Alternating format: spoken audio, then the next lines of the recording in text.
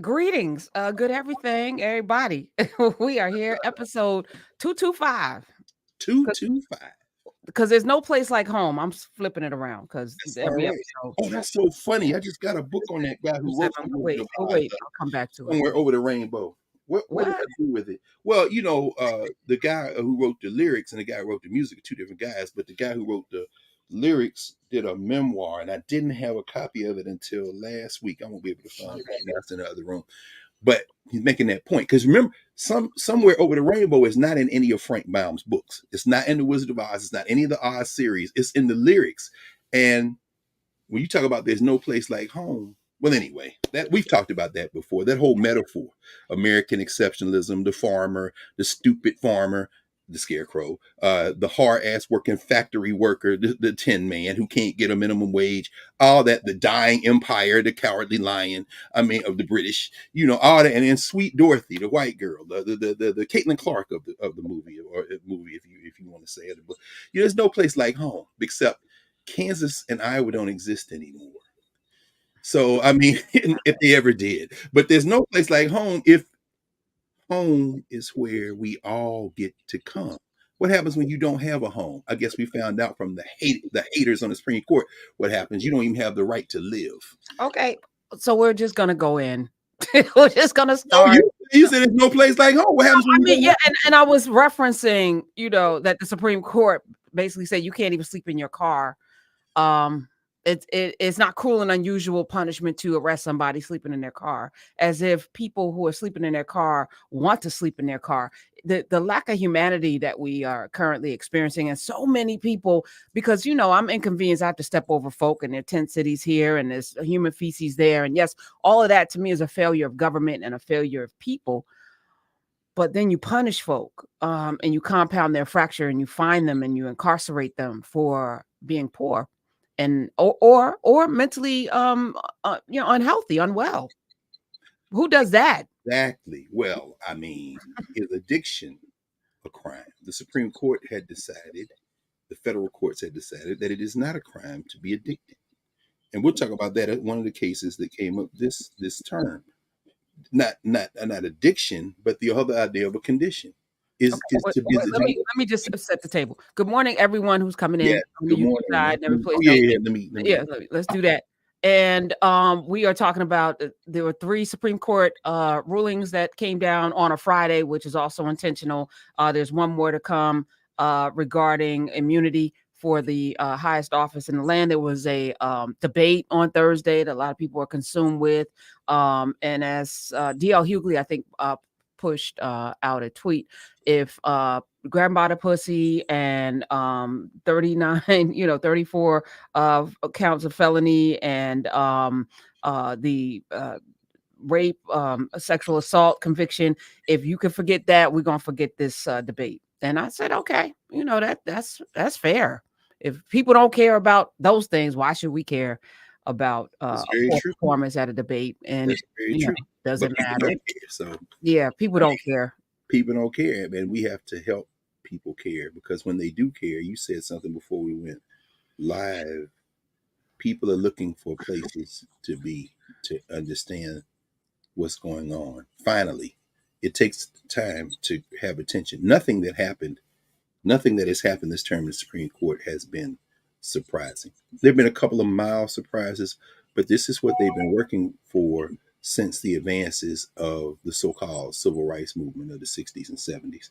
These white nationalists have been very deliberate with the Federalist Society, with the Heritage Foundation, even something like Project 2025. Understand that blueprint for America, the Heritage Foundation has regularly published those documents. What distinguishes this one is they've captured the flag now. And while we're talking about whether Joe Biden is mumbling and whether, as you said yesterday so beautifully, powerfully in the radio space, rather than this, every word out this man's mouth is a lie. And thank you, by the way, because all day on Sirius. Is that deal still up? The $1 for 3 months? Listen, when you and Lamont talked about it was last week. I didn't even know. I'm so single-mindedly focused on doing what I'm doing that not on the app. I'm on the app every day because I have a subscription. Of course. I have a Yeah, subscription. and that's how I listen. Yeah. My mama has a subscription that I pay for because, again, I would never ask somebody to do something I myself I'm not willing to do. I have 2 Knarrative subscriptions, just so you know, a monthly and an annual, that I pay for. And, you know, I just think it's important that this is a time where there are very few places that are not bought and sold. So I get really bristly when people accuse us of being in the pocket of the Democrats. I'm in the pocket of the people, you know. You said that yesterday. I mean, I don't give a damn what the D or the R. Y'all know I'm a registered Republican most times, and it doesn't matter. It's all strategy to me. But it's really insulting because all you're saying is I am not willing to listen to good common sense and some knowledge. I just am mad that you're saying something that goes against what I believe. But what you believe is not rooted in anything that's factual or what's going on right now. If you are not seeing the world as it is, we're going to give it to you. But if you don't want it, reject it, walk away. But don't accuse people of being bought and sold. There are people who are. There are many of them, and I'll point them out. Yeah. Don't worry. You pointed some of them out yesterday. And I'll point them out. I don't have a problem with that because to me, the work is real simple. It's liberation. So either you want to be free or you don't. And if you don't, that's fine. Go sit down somewhere and get out the way. But don't come here because it's fighting time. So you may get bust upside the head verbally at this point. That's going to happen. That's going to happen. Most people don't want to be free. Most people don't be left alone. Most people don't want to think about that. And that's not a criticism of them. This is a difficult thing, this thing called life. Life is hard. This is Kwame Ture's birthday, you know, Stokely Carmichael, 1942. He should be with us. You know, he should be 82. He should be celebrating. But, you know, he was born in Trinidad. After 11 years, family moved to New York City, and he lived all over the world. But one of the reasons he left the United States of America is because those Black people wanted to be free. And this country has never wanted people to be free. Certainly not Black people. We came here as unfree. And I won't go so far as to then call myself a freed man as a result, because I have a memory that extends beyond the capture. This is, of course, to our friends who are Foundation of Black Americans or ADOS. Please understand, don't put all your eggs in the basket of begging your master for your humanity. You came here with humanity. But and let me just pause. By the way, you look like Kwame Ture. I've always said it all the time. When his sister said it, I said it. But it's wild because he's from Trinidad, right? But you're not from Tennessee.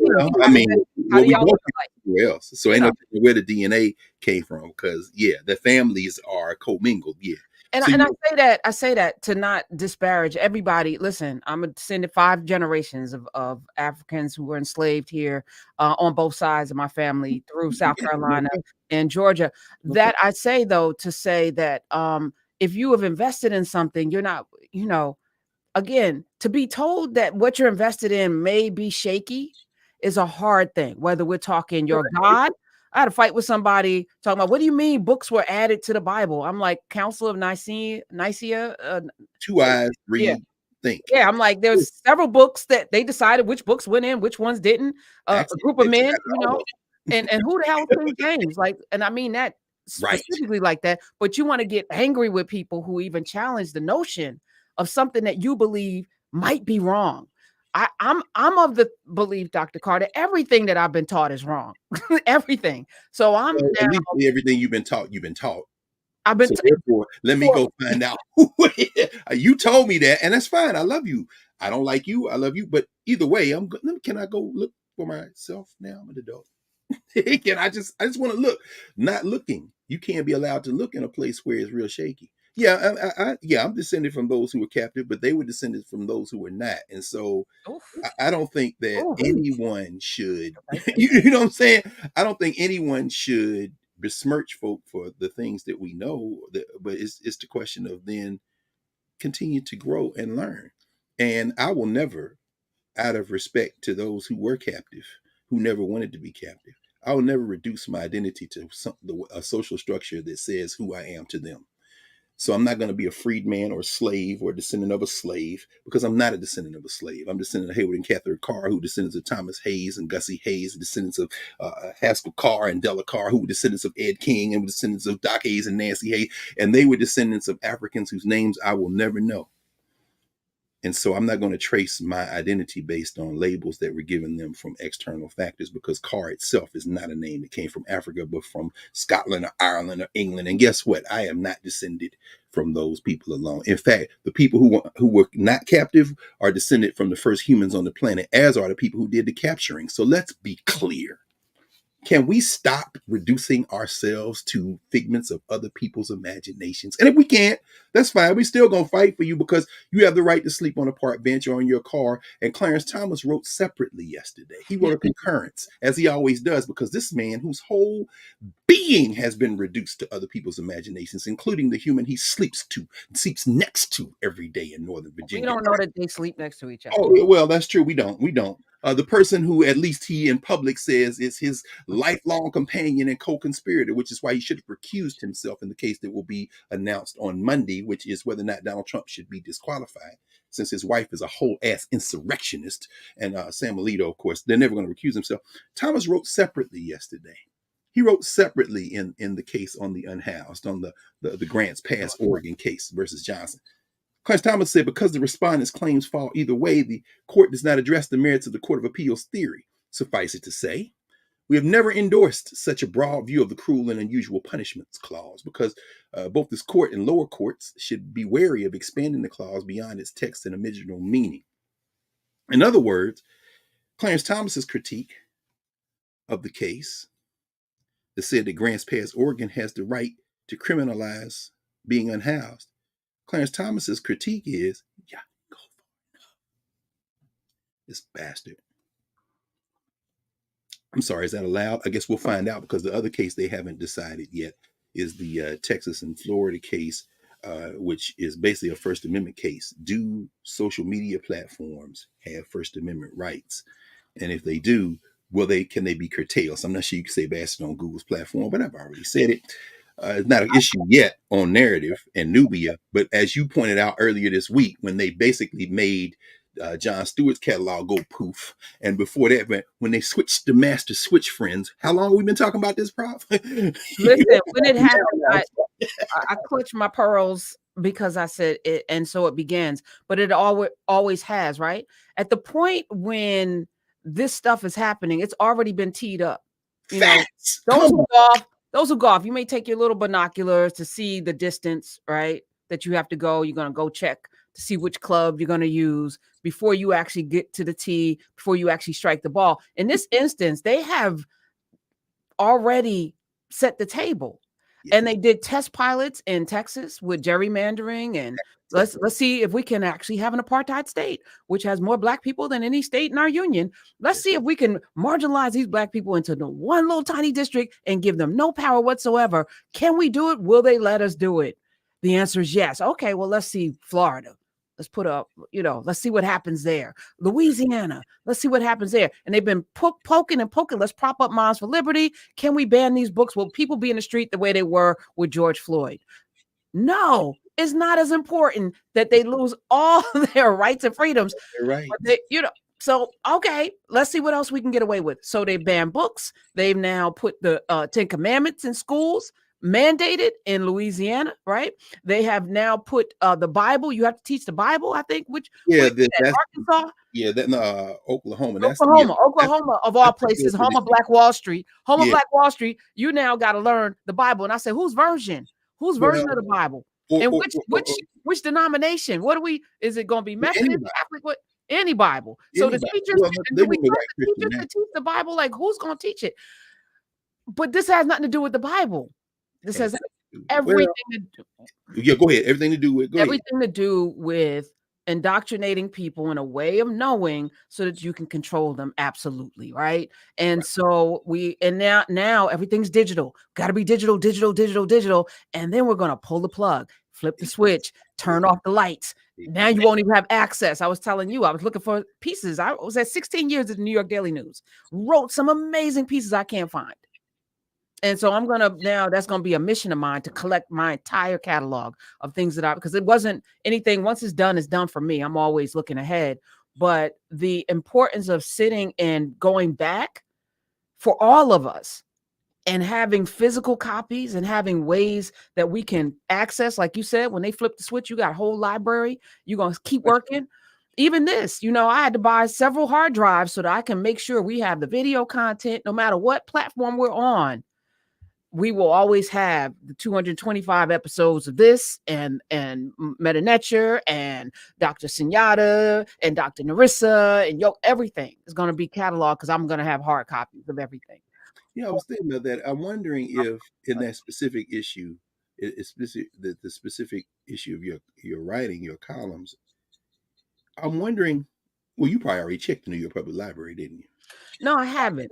To be honest with you, it wasn't a priority until this happened because You got a universe of things going on. There's an assumption that it's always going to be there. But now I was like, oh, they were already planning to not have this stuff here because we need a populace that's ignorant so that everybody can only repeat their opinions of what was told to them because there's no way to fact check anything. They didn't fact check a damn debate, which we needed to have it fact check in real time. I was fact checking, and at the point in the first 5 minutes, I realized they weren't going to fact check.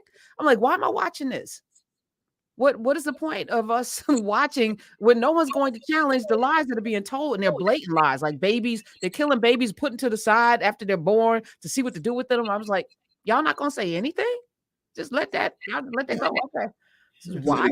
You have to let it go. I mean, what's the alternative? The alternative would be to get involved. I mean, what you said is that's a lie. Well, yeah. Church finger. That's not true. Yeah. Right. You can say that. But then it requires people to think. I mean, let me ask you, do we have a responsibility to think?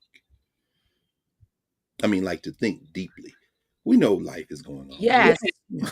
I mean, okay, we would say that, right? We would think that we do. I would say, I forget who I was saying this to the other day.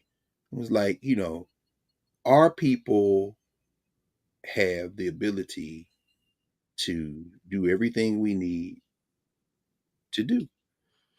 And people were like, yeah, okay. So then our people are not stupid. And at that moment, it's like, well, I wouldn't say, well, hold on. It's not that we're stupid. We've been cultivated, curated. Like before we went on, you were beginning to, and that's why I said we should talk about this a lot. You were beginning to kind of suss through what happened this past week with the NBA draft, and not Bronny. Thank you, Lamont, for doing that. Lamont talked about Bronny yesterday. I don't have a dog in that fight, but none of us do. This is all. Well, none of us should. These are gladiator games. They're designed to keep us distracted and entertained. Like, who cares? Who cares? Well, I mean, people care, right? But you were about to make a point about the global nature. Do you mind? That's a very important point you about. And this is the power of being in community. And good morning. I see Mark Lamont Hill just gave us some coins in the YouTube chat. Good morning to you, sir. Welcome. Mark, how you doing? Yeah. Good morning. Good morning, everybody. Jeanette and Karen and AR and Sharita, Heather. Mark got an engine. I don't know how his Renee. He in them YouTube streets every day. So I mean, bro, you the man. Because I'm like, whoo, man, I'd be tired. But go ahead. So you say, no, I was, I had time to sit back. We were first talking about a bunch of stuff, like the way in which we circle and duplicate ourselves. Like I said, people who do content try to be all things to all people, but your job is to be you to the people you're you to, and then collect all the other people that, so like when I think about Urban View, you and Lamont diametrically opposed, maybe, but not, because there's to the audience, it's just the alchemy of that thing. It works, but to the audience is also, as I was driving around listening. Well, actually, I took a walk yesterday as I was listening to all 3 hours because I was thoroughly engaged. And I was like, I did that, first of all, but you did that. So I'll pat myself on the back. But you also, did that, yes. But also as a listener, I was like, how rich is this? And every day you're getting something. You may not like everybody, but you're getting something from everybody because that's the edict, right? So even as we are when the brother called in and thanked you for everybody near the end. And you're welcome. Yeah, because this is but this is what it should look like, right? I'm not a singular force that, you know, I have my own way of, and as I told you, you know, I'm an acquired taste. I don't expect everybody to like me, but you're gonna like Dr. Carr, you're gonna like Lario, you're gonna like You might not like anybody, but you will right. learn You're something. gonna learn something. Right. Because And we're gonna learn, we're all gonna, not you, we're gonna learn something. We didn't look when the last thing we said yesterday morning, we were coming off was everybody knows, not everybody, but people are beginning to know what lawyers and law students and legal scholars all know. The Supreme Court website, Supreme Court issues their opinions around 10 o'clock mid-morning when they have opinions to issue. And they usually all done by June, and they save the thunderstorms until the end. And as you said yesterday, it's not unusual, but you're going into July with this one, which means, you know, this is about to be a fight on this Trump thing.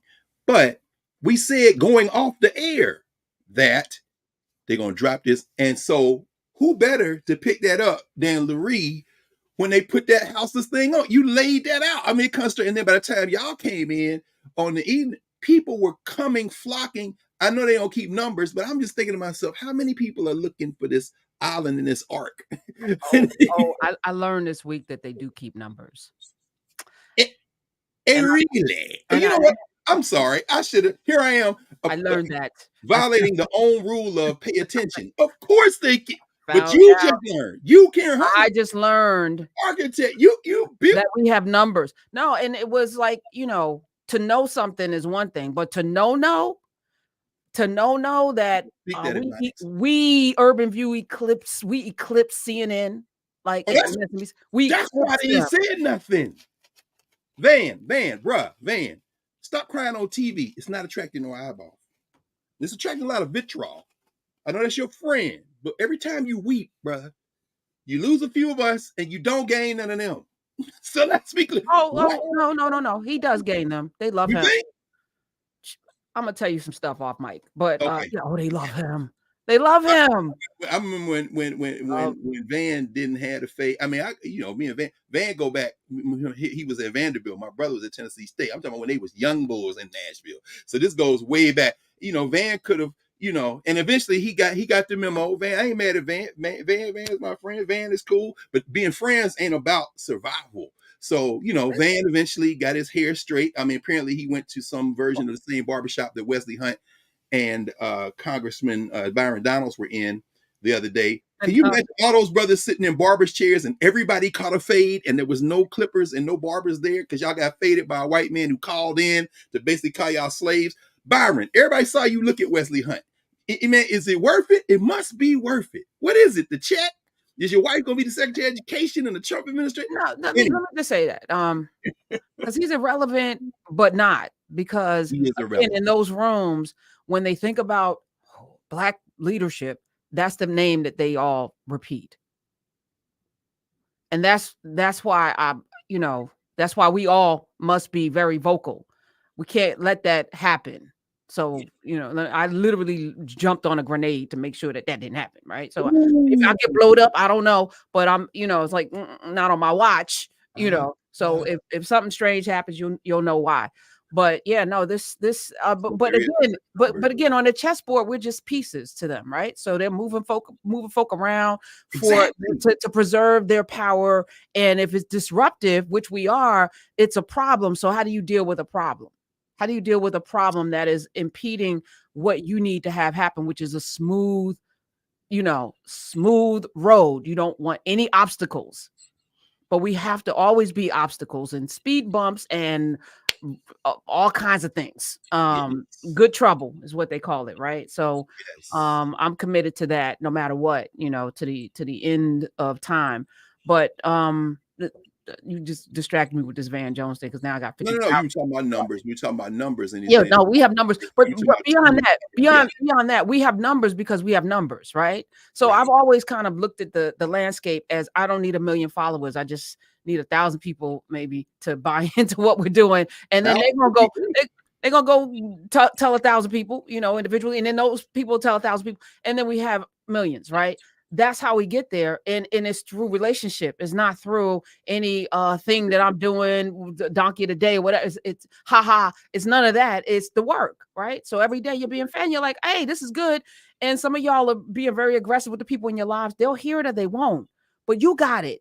So make sure that your circle is good. And if it's not, go find your circle. Like we have to clean house and make sure that the people who are in our lives, that there's a due north to being in a relationship, and that there has to be a commitment. All of this rambling, talking bull crap that people are doing, it's not freeing us. So that should be does this free us? This conversation you're having right now? No. Okay. What can we talk about that can help us get closer to where we need to be? And yes. And then how do we maintain it? Because every generation has to do it again. This is the thing. I mean, now we shouldn't do it again by starting from scratch, by writing another book on the same subject, just because you want somebody to say that you're smart, or go and get the things that have been done before, update them, adjust them, or simply leave them as they are. It should be very striking to us that people will cling to the Bible, to the Quran, to the Torah, to the Odu Ifa, to whatever, as scared children. You don't want to change your word and whatever was taught to you as a child, which is fine. Well, but you want to apply that same logic to the things that your ancestors have inscribed. And we're working on that, as you said. But every generation has to do that and then pour that into institutions so that some work doesn't have to be done again. Baba Ajay Akoto used to always say that, and he writes about it in his book, in their book, Nation Building. When you develop something, you then have to maintain it so that work can be used so that new generations can find themselves. I popped in to say that.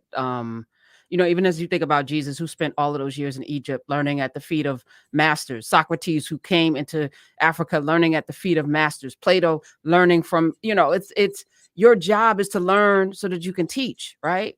And so you don't want to teach trash. You want to learn so that and then bump into people who can teach you things so that you can then teach other people things. Like this is what life is, right? To be as fulfilled as possible so that then the next generation doesn't have to run so hard, because now that part of the road has been paved. Now you pave your part of the road. And then before you look up, we all, got roads to go lead to different places, and it's beautiful. So I'm popping out now. No, that's good. No, and that's absolutely right. You've laid it out very plainly, very clearly. Again, that's the reason I put on my let's be clear. Obenga's one of his favorite sayings, Theophile Obenga, the great scholar, the elder now there in West Africa and Congo, who taught us, Theophile Obenga, let's be clear. Anytime he wanted to get right down to the text, we're learning meta nature, we're sitting there and somebody try to take the class off on a tangent or talk about something irrelevant. And Obenga looked down over the frame of those glasses with all that chalk dust on his hand, because he never used an eraser. He just erasing the blackboard with his hand as he writing meta nature. And then he come erasing. And somebody said, "Oh, Dr. Obenga, well, how might this apply to Kobe Bryant in the NBA?" Boom. Let's be clear. And then you go right back. No, we're not going on a distraction. Bon, good. Because, the French speaking Africans. Bon, let's be clear. Let's be clear. You have to build that momentum. And so you said that clearly. The clear word, Sodai, the clear word, as the Dogon might say, as we were reminded by Marimba Ani and Wade Nobles and so many others. Sodai. There's word from the front. You take it as face value. Word from the front. Can Bronny be a good player? Word from the front. Drake versus Kendrick. Word from the front. It's just the stuff you're going to get in the perpetual vomit that is there on social media and everywhere else. The perpetual vomit of the day. Even the perpetual vomit. This is the cover of today's FT weekend, Financial Times weekend. Biden defies calls to bow out. That's word from the front. You take that and then you start talking about it. Then there's word from the side. Word from the side is word with perspective. Word from the side is like, yeah, everybody not calling for Biden to bow out. In fact, that's for the people who read the newspaper. Most people don't. So you'll get your news from, Syria or Alexa or somebody, I don't know. But anyway, the point is today's New York Times, of course, has this whole ass insurrectionist, fascist, racist, sexist, vagina grabber above the fold. And then Biden's unsteady Debate kindles anxiety and pardon. This word from the side. I mean, it's word from the front. Word from the side will be, why did those people write these articles? Who are the writers? Who are the editors? Who are the people who are making the decisions on what goes where? Why are we talking about the New York Times or Financial Times or CNN or MSNBC? That's word from the side, the politics behind. Word from behind, the Dogon would say, that's word not just with perspective, but word with insight. Word with insight. So yesterday, Prof, when you were talking on Sirius there, and you were talking about an Urban View, of course, channel 126, and then you were talking about the fundraising and the donors and the meetings that may or may not take place and how to read those. That's really who's in control of the party apparatus. The Republicans and Democrats, these are political parties, which means they are employees of those other interests. That's a word from behind. That ain't the thing you saw on the news or on the social media channel. That ain't the animating force behind the thing you saw, but it's the animating force behind the thing that's behind the thing you saw. That's word from behind. And then the Dogon say you have to get to the real thing, what the Egyptians would call medu, speech. They would call that the clear word. Bullo sold, Jerry sold, and then you get to the clear word. The clear word is the thing that has been revealed. So we talk about being clear. We want to see the thing very broadly, very deeply as we can. And of course, there are echoes of that in all of the ways of knowing of human beings. This isn't racial, it isn't cultural. It's very human. And culture is just an expression of our humanity based on time and place. Where do we find ourselves? And all that having been said, as you were talking about how we pursue that word, Prof, the question of intergenerational transmissions, what Jacob Carruthers would call intergenerational transmission of what he would call wisdom, the teachings, the sebait, the sharing of insight across generations. We understand that, Africans are the first humans. We've been at this the longest. We're the parents of everybody on the planet.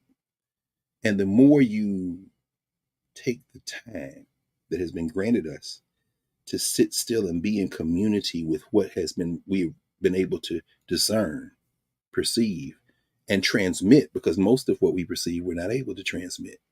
We're able to transmit everything through our bodies, through procreation, through the genes, but the ways of knowing that come along with that are not genetic. And of course, those scientists who study epigenetics are very clear about the fact that some things are in our memory, and that the traumas of our captivity are in our DNA. But guess what? Those are recent introductions. We are not the sum total of our traumas. I reject that with every fiber in my being. And that's not a question of ideology or belief.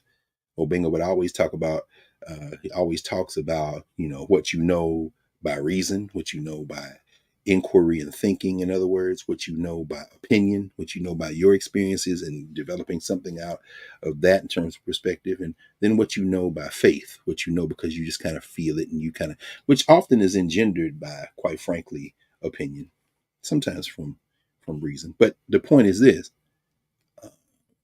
we don't reject the fullness, the clear word.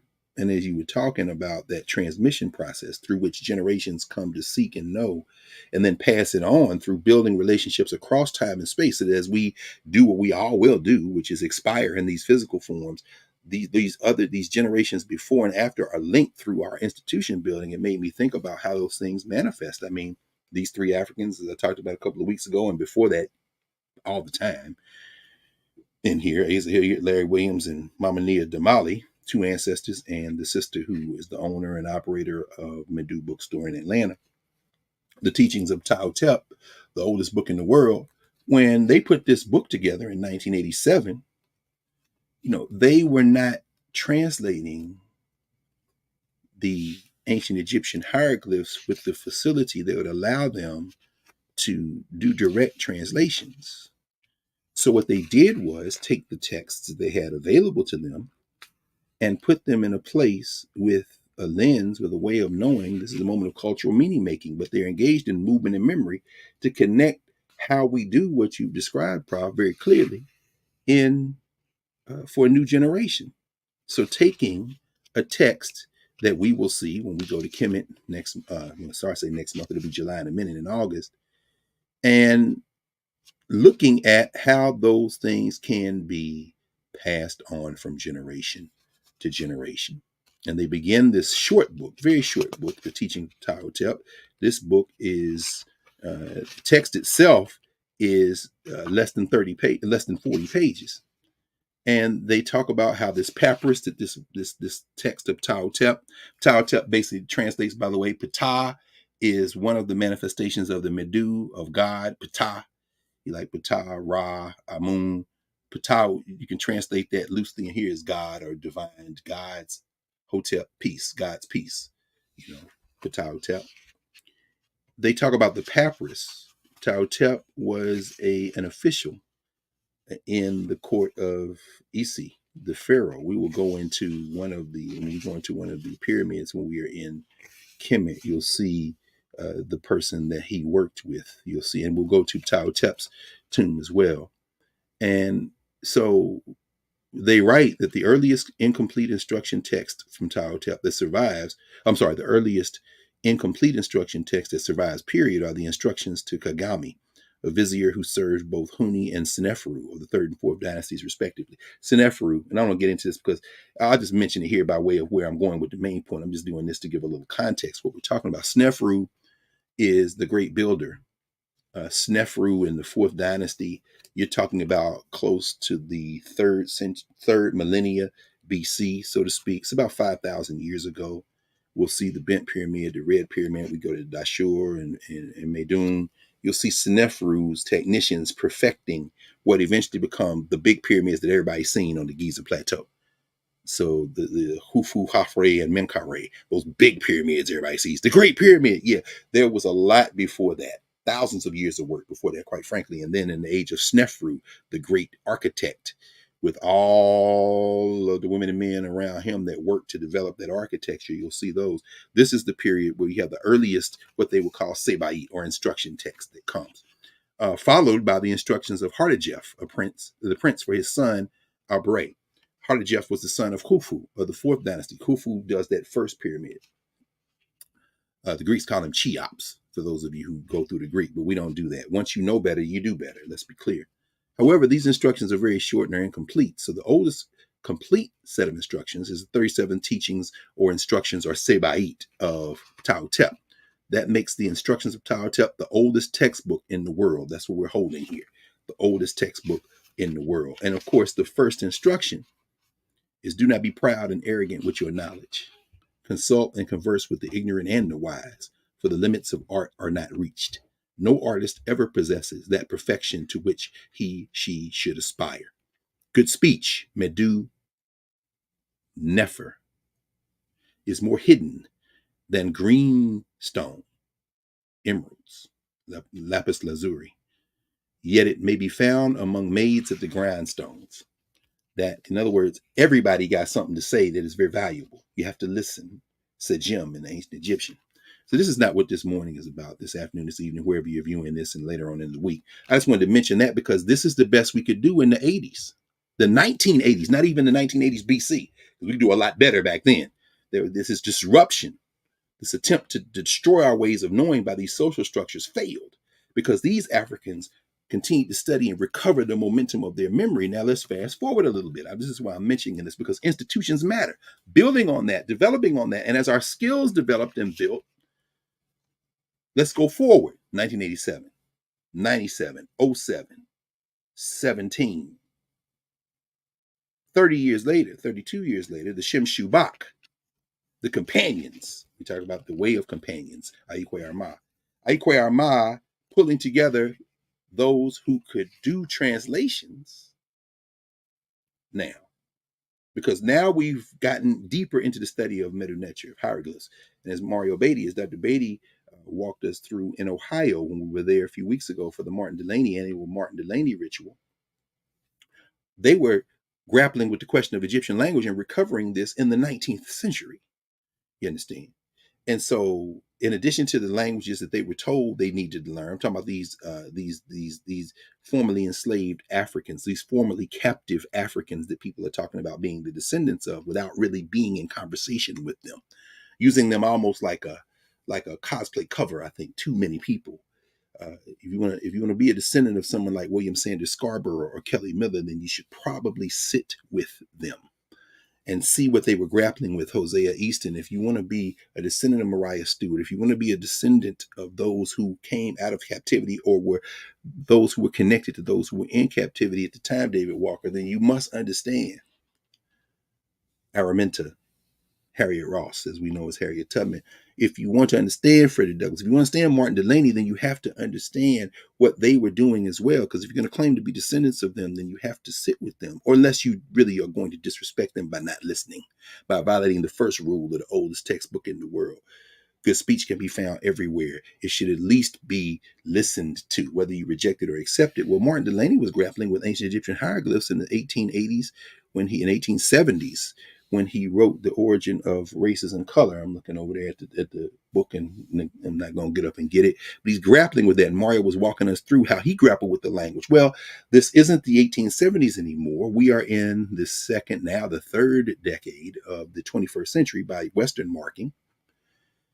And so 30 years later, after, Mama Nia and Baba Asa and Brother Obadeli, where is it? Right here, I think. No, that's Gerald Horn. That's the Horn. Oh, yeah. Horn got a new book out, by the way, y'all. It just came out. I'm looking. That's why I put it there. It's called Armed Struggle. Armed Struggle. This is Gerald's latest book. Panthers and Communists, Black Nationalists and Liberals in Southern California through the 60s and 70s by Gerald Horn. Interview him soon. We'll talk more about that. But when I put Horn's book in here, it took up that space here. Let me put Mama Nia book right back there. All right, there it is, right there. But this 30 years later, the Shemsu come together in West Africa, because now we've got even more students of Metanetia. Like I say, Dr. Obenga came here to the United States, and he joined those Africans who were here, who were taking a deeper study, including his cousin Jacob Carruthers. Jedi Shemshu Jehudi, the one who speaks, is a companion of Jehudi. Shemsu, companion of Jehudi. That was his Kemetic name, is his Kemetic name. Jacob Carruthers, Anderson Thompson, Yvonne Jones, Roosevelt Roberts, Ife Carruthers, this Kemetic Institute, Charles and Caroline Grantham, these Africans, Rosetta Cash, all these Africans studying. Riketi Amen studying the language. Now they can translate. Go to University of Chicago taking classes. Mario's talked about all this. If you're a subscriber in Knarrative, Nubia, you can go into his Metanetia class. He'll walk you through the genealogy of how these Africans are doing. And they're not alone in the United States or in the world, but they are a real cluster. And then Obenga comes in the 90s and takes up residence and teaches us. Who teaches Mario Beatty, contributing to what we already began to learn from these Africans who were already over here. People like Benachi Montgomery and Mfundishi Jehudimez and so many others, these Africans doing his work. And Obenga comes and infuses us with a whole another perspective and joins with that work very quickly, finding these other Africans, and they build a team. Aikwe Arma, who of course started much of his professional life as a translator, learns Metanetia. And they come together, and now Omar continues to work. Obenga continues to work. The students of Obenga and Carruthers and the KI and all of them continue to work. That's Mario Beatty. That's where he came from. And we all took our first Metanetia classes the same time. Billy Watkins, myself, Mario Beatty. Mario kept going, and he's teaching the next generation of brilliant Africans doing that work. The Shanice Thompsons, Angela Carters. He's, the Africans who are doing that work, joined by other Africans who were in that generation and the next generation who are studying Metanetia and applying it in different ways, the Angela Porters and the Deborah Herds. And so many others doing this work. And now through Knarrative and Nubia, and Mario's doing Metanetia, now you got a global Metanetia family who are doing all that work. We start talking about Mama Olabisi, who has had all this experience and all this scholarship and all this work as an institution building an educator, now adding Metanetia to her portfolio. Dr. Courtney Wilkson over there at Roosevelt High School in DC, our sister, who has done virtually all the lessons in Metanetia, going to Kemet with us, she and her partner. This is a very powerful movement. And the Shemsu, the companions, take Ptah-hotep, and now we have the capacity to go back and speak to our ancestors, as Jacob Carruthers would say in his book Metanetia, without interpreters. Now we don't have to gloss. Now we have to do the semantic translation. We're going to do the literal translation and connect it. So he pulled the Shemsu together in 2019, and here's the team from different places in the Instructions of Ptah-hotep, the world's oldest service guide for state officials, because that's what it is. because Tep was teaching to everyone. Tep was a service official. He was a high official in the administrative units of the pharaonic government. The same. Think about administrative units this way, because you're about to lose them in the United States with the white nationalists. The administrative units are the ones who manage the affairs of the polity, of the formation. We might talk about it in our African states framework as the governance structure, who we are to each other. You've got to manage the affairs of state. People have to eat, people have to sleep, people have to work. And so you got to kind of manage that. You don't, as Domingo used to always say, you don't build a pyramid by dreaming. You can build variations on the ways of knowing underneath the pyramid by dreaming and applying it to your craft. Shout out to Maurice White and everybody in Earth, Wind, and Fire for, giving us the iconography of the pyramids and all the comedic imagery on the album covers they had. And then in the music, telling us that it is literally in the stone. I mean, so that is a craft applied to it. If you want to build that actual structure, you're going to need to manage all the people who are going to think and plan it, who are going to observe the stars and then trace out as above, so below on the ground. When you look at how these tombs and temples and pyramids are lined up, it's basically a mirror of the constellations they saw as they were constantly moving through the sky, whereas the earth was constantly moving through space because they knew the earth was a ball. I'm sorry to disabuse anyone who still thinks that these Europeans somehow stumble on that knowledge. The children of the children of the children of the children of the children of the children who observed that for the first time, please. But the point is this: as all that was going, people got to eat, people got to sleep, as then people got to carve out the stone, they got to transport the stone, they got to stack the stone, they got to make sure it's straight, all them people got to eat.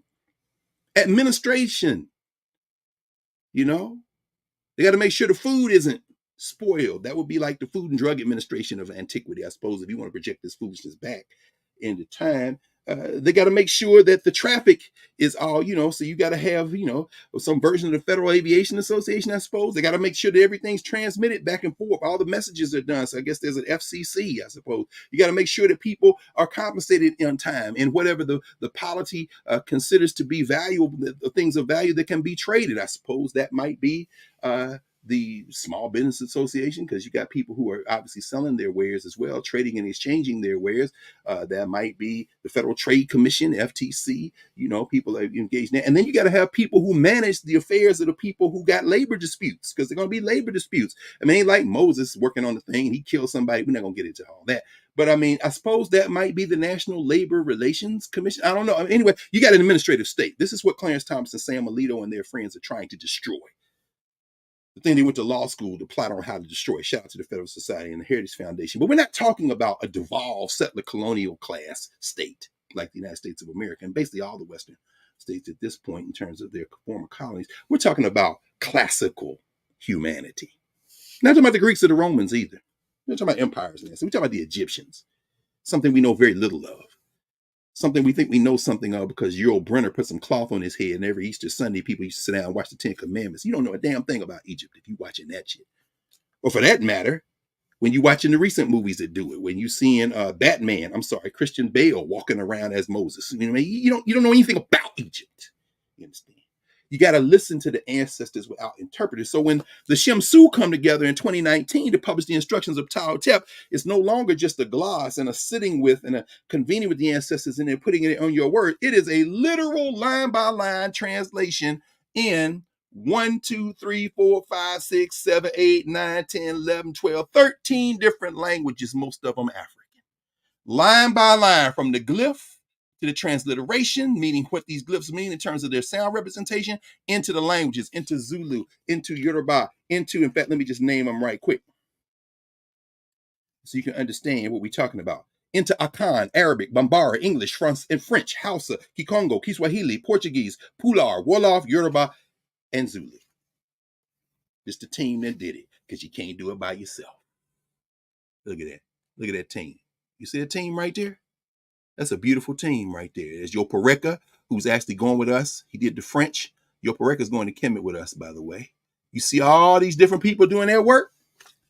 And so then when you listen to what I just said, the translation that I just said, when you have the instructions of Tao Tep, then let me see here if I can find it quickly.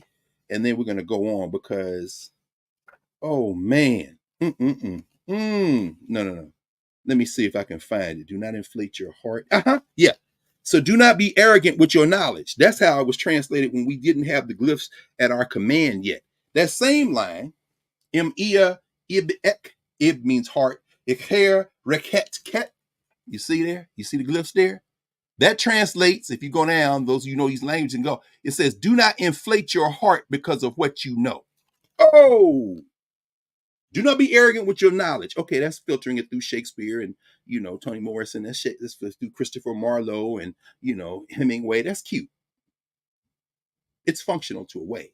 But then you talk to your ancestors without interpreters, and it says, do not inflate your heart because of what you know.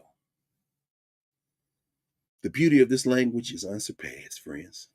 That's just in English. We still translate it into the thing they stuffed in our mouths to have us call ourselves descendants of that foolishness. I'm telling you right now, that's going to sound and look and hear different in Zulu and Yoruba. It's going to sound different in Pular and Arabic. Then it says, instead, consult with both the ignorant as well as the wise.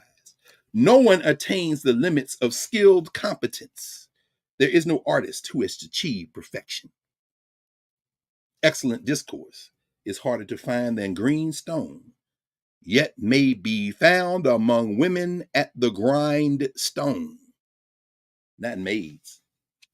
Maids got a different connotation. Let me put this back, because this ain't where I was going. This was sparked, Prof, when you talked about that moment of transmission, of being in community and transmitting wisdom.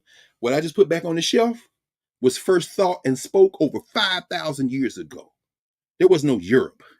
There was no Hitler and Mussolini. There was no Donald Trump. There was no Joe Biden. There was no United States of America. There wasn't an England or a Rome or a Greece. There were people walking around, but there was us. And we can be in conversation with our ancestors, and we can make the connection to where we are now so that we can be clear about what we must do next. So let's talk about this in the context of what we have experienced this week, because these as Shakespeare might say, to give him a little play, the 1,000 natural shocks that flesh is heir to, we experienced those this week as if they were new. They're not new. So we live in a social structure where more people than ever in the history of humanity on this ball we call Earth are literally against the law. What do we mean by the law? We mean the procedures. We mean the process. We mean the formations, the social structures we find ourselves in. But we also mean, in terms of ways of knowing, we're talking about the way things should be, the way things should be, what people might call in Western jurisprudence natural law. What are the sources? What are the foundations? When we think about the law, so to speak, using the article the, we're privileging a certain way of moving through the world over other ways. The idea that there are rules. When we say law these days, we typically are referring generally to rules. What are the rules? What are the formal rules?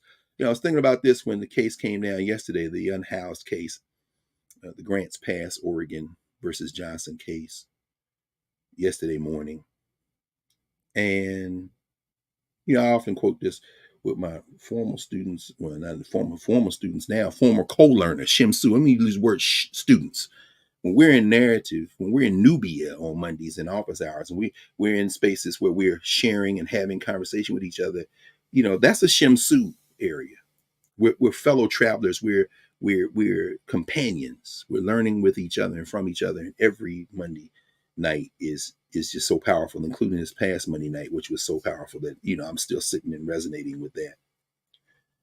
So being in that space, when I said students a moment ago, I was always about to refer to students I've had in classrooms. And often, students don't necessarily know the history of hip hop or even hip hop that came before their moment in time. So I think about Sharpshooters, the collaboration, the track, the song, the performance with Talib Kweli and Dead Prez. And they have a line in there that says, what do you do when the police kick in your door? Like, get on the floor, shoot you in the back, because who you are and where you at is against the law. Who you are and where you at is against the law. What do you do when the police kick in your door? Like, get on the floor, because shoot you in the back, because who you are and where you at is against the law. What do you do when the police kick in your door? Let's pause right there. When the police kick in your door, what if you don't have a door? What if you got a car door? What if the door is literally the clothes on your back or whatever you have covering your naked flesh? as much or as little as you have. What do you do when the police tell you that where you at is against the law? That who you are, that's the line. That who you are and where you at's against the law. Who you are is against the law. Clarence Thomas, you punk.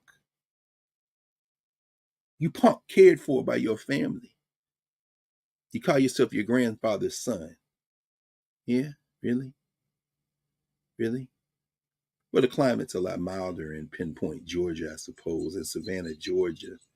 I guess it's even milder in the West, in places like California, and depending on the season, in places like Oregon, which is why a place like Grants Pass, Oregon, might be, kind of attractive to the, roughly speaking, 600 or so people out of the 38,000 or so people who live in that little town. When they are unhoused, it may be attractive to go out there because, at least I know I won't have to deal with the biting cold. It ain't Buffalo, New York. And it's, what do you do when who you are is against the law? City of Grants Pass, Oregon versus Johnson. Now, thanks to these people who all sleep indoors and have nice food to eat and have drivers to take them back and forth to the marble building where they live, where people make pilgrimages this time of year. It's summertime now, so all the people, you go to Washington, D.C., you see everybody coming to see the Supreme Court. It's a violation of the 8th Amendment, cruel and unusual punishment, to criminalize someone because they simply don't have the resources to be indoors, for the police to kick in their door. They don't have a door. But Supreme Court decided that no, it's not a violation for Grants Pass, Oregon to criminalize them. You go back to Robinson versus California. Robinson versus California was one of the cases I was referring to earlier when I said that, people try to criminalize being addicted to narcotics. And the court decided years ago that, that's a violation of cruel and unusual punishment of the 8th Amendment. Clarence Thomas wants the 8th Amendment shrunk even more because he wants to be cruel and unusual, because the cruelties and the unusual punishments that he has received since he came out of his mother's womb have so misshapen his soul that he has lost his capacity to grow, that he can be bought for material things, trips and RVs, that he can be bought and sold, so that perhaps he is a descendant of a slave mentality. At least he may be the most true to the concept of descendant of slaves and slavery, and not humans who have, not because they lack the capacity, but because they have been so assaulted that their ability to have that memory and vision has been so shrunken from external forces that they can no longer imagine liberation. And of course, the real tragedy is when they think they're imagining liberation. And of course, Clarence Thomas loves his master. He loves his master. And so Clarence Thomas wanted it even shrunken even more. But what we saw now, that these people now are against the law. Not they're doing something that's against the law, although those will quibble and say, oh yeah, no, they simply would find a house. If they simply would find some place to sleep in. And are there not shelters? I mean, let's go back to pull another European into the conversation and then dismiss him summarily, having served his purpose. Charles Dickens in a Christmas Carol. Remember when Scrooge says, are there not almshouses and poorhouses? When the people come knocking at their door, knocking at his door, said, can you give to the poor? It's Christmas season. He said, are there not poorhouses? Are there not almshouses? Are there not places for these people? And then he goes to sleep and his ancestors visit him. He wakes up the next morning like, oh, have I missed Christmas? Let me give all my shit away. It's funny when you get in conversation with your ancestors. Anyway, so thank you, Charles. You can go back now. It was the best of times, the worst of times. Very nice. But the point is this. In thinking about that, what they said yesterday, that, basically, are there no poorhouses for these people? All you got to do is pick yourself up. I don't have any boots. Okay, we'll go somewhere and bust your ass and buy a pair of boots. I mean, whatever, but or get out of town, because the Grants Pass, they're going to tell you, you can't do this. You get to be arrested. Sonia Sotomayor. Let me pull up her dissent. You know what? Whatever you say, I'm not into loving or not loving people based on, I don't know these people, but their language sometimes, it's like when I was in law school, Benjamin Cardozo. I fell in love with Cardozo's language in Palsgrave and some of these other cases. And some of y'all know what I'm talking about. But Sonia Sotomayor, the first paragraph of her dissent yesterday in City of Grants Pass versus Gloria Johnson. Lord have mercy. Lord have mercy. You can see. Don't some of y'all know a Gloria Johnson? Some of y'all are a Gloria Johnson. I'm against these people forever. Good speech. Pull it back. Pull it back. Because see, this is what's going to happen. I can't sleep on the bench. No, I can't sleep in my car. I can't sleep on the grass. No problem. I'm going to come sleep at your house. What? Give me the police. No, you ain't got enough police. Because see, once you get enough people who you make against the law, guess what they do? They change the law. And I ain't talking about by voting. They're going to vote not at the ballot box, not at the bullet box, but at the bust you in your face. And now somebody sitting up at Clarence Thomas or Sam Alito's house. I'm going to fly the flag right side up. I'm going to fly my own flag right, because now I'm sleeping in your bed. Since you say I can't have a house, I'm just going to take your house. This is how it works in history. If you know human society, once you have moved against enough people, those people will move against you if the only thing they agree on is that you got to be eliminated. And if you think for a moment it didn't happen in Africa, Sheikh Anta Diop writes about that in Civilization of Barbarism, because that same place we just quoted from, the so-called Old Kingdom of Kemet, had their own insurrections internally because the administrative state stopped serving the function of enough of the people. So there are revolutions in Africa that predate. This happens, I would say, let's go and can we say maybe 1, 2, 3, about 3.5 millennia before there's a Karl Marx. We're not waiting on Capital, volume 1, 2, or 3. We're not waiting on Engels on the notion of the family and the state. We're not waiting on Lenin, V.I. Lenin, and on imperialism and asking what must be done. We're not waiting even on C.L.R. James. We're not waiting on Fanon. No, we've had revolutions in Africa long before, because, as long as there have been people, there have been assholes. As well as the great, the good and the bad. But guess what? You can learn from all of it. My point is, though, is this. So Sotomayor's language is beautiful in this. This is the first line of City of Grants Pass versus Gloria Johnson. Miss Gloria Johnson. That's what sent me that way, because when you say Gloria Johnson, I know we know some Gloria Johnsons, don't we? So you know what it's like. What if your mama was unhoused? Sam Alito, CT, Clarence. Bruh, you think you safe? Once you touch the living, beating heart of other human beings, the only thing that can save you at that moment for what's coming to you and all those who animate you, all those word from the side or word from behind people that put that battery in your back, that RV battery in your back, son, the only thing gonna save you is a sense of our common humanity with you. Somebody may take pity, and when they put you out your own house to sleep in your bed, maybe they'll let you stay in the living room or at least on the front yard and not pass a law that says that you are against the law. Sonia Sotomayor says sleep is a biological necessity, not a crime. That's the first sentence. Let's just pause with that. One day, when this funky settler state has been dissolved and renegotiated, and it's coming. Oh, it's coming, friends. We talked about that Monday night. The United States of America as a continental enterprise, forget the colonies that it turned into other states like Alaska, Hawaii, or the current colonies like Guam and Puerto Rico.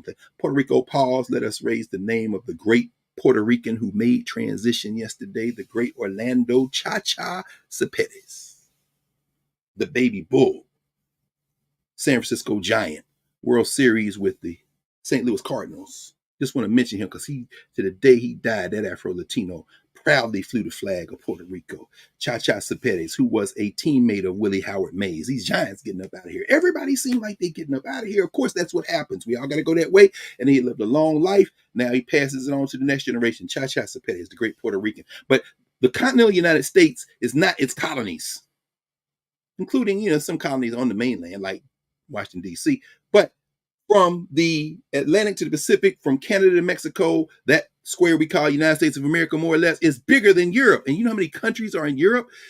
The argument could be that you could have just as many countries that are states. You ain't got to wait for a movie like Civil War to tell you they could have a Texas-California coalition and bombing the White House or whatever. No. It's not just fantasy. That's probably inevitable, particularly as these states like Louisiana and Oklahoma, as we heard, this hillbilly Department of Education super, whatever his name is, because he got rid of the black woman who was the superintendent of schools in Tulsa and replaced her by another sister. But this hillbilly, the one that wants the Ten Commandments in the Bible taught in all the schools, bruh. You think that putting all that stuff in the schools is going to result in what exactly? Because we're not joining the Klan. We might take "Thou shalt not kill" seriously. Unlike you, punk, governor of Louisiana, you put the 10 Commandments there. Somebody might actually read them. And somebody might decide against history, unfortunately, we got this thing so messed up in our mind, that you Pharaoh and we are the children of Israel as opposed to we the Egyptians. But anyway, my point is this: we're gonna come against you. We might take them 10 commandments, stuff them around, make a little glove, paper glove out of them, and ram it down your throat in Baton Rouge. Don't get cute, you see. Onward Christian Soldiers is a funny song. You can sing it as the Christian soldier Sam Alito and try to put a theocracy together, a white fascist theocracy in the spirit of the Klan and the Klan adjacent groups. Or you can take it and make it into Nat Turner. Don't play. Or continue to play. Anyway, as the funky settler state dissolves and is renegotiated, because this is what happens in world history. Polities are not permanent. Sonia Sotomayor is trying to do that with it, as less bloodshed as possible. Because that's what the law, that's what the state ultimately is trying to do. We don't want to kill a lot of people until we do want to kill a lot of people. And that's a whole story for another day. Caesar, Napoleon, Hitler, Mussolini, Donald Trump. But the point is that if you want to create and craft a polity that is more humane, then you've got to appeal to what some people might call higher law, natural law, however you want to put it. But when you craft your written rules and your administrative state, if you're doing it ostensibly with that in mind, and as Marimba Ani teaches us in the book Yorugu, she crafts the term rhetorical ethic. You say that out your mouth, but you really don't believe it. So it's really word from the front. Any word from the side or behind is certainly not the clear word. And when you say, all men are created equal, you ain't even change that to all people. But that's fine. We will stipulate people and, grapple with that and maybe change the language at some point if the polity lasts that long. And I'm telling you, it's not going to last that long. They are accelerating what is the inevitable, which is what? The dissolution of the polity.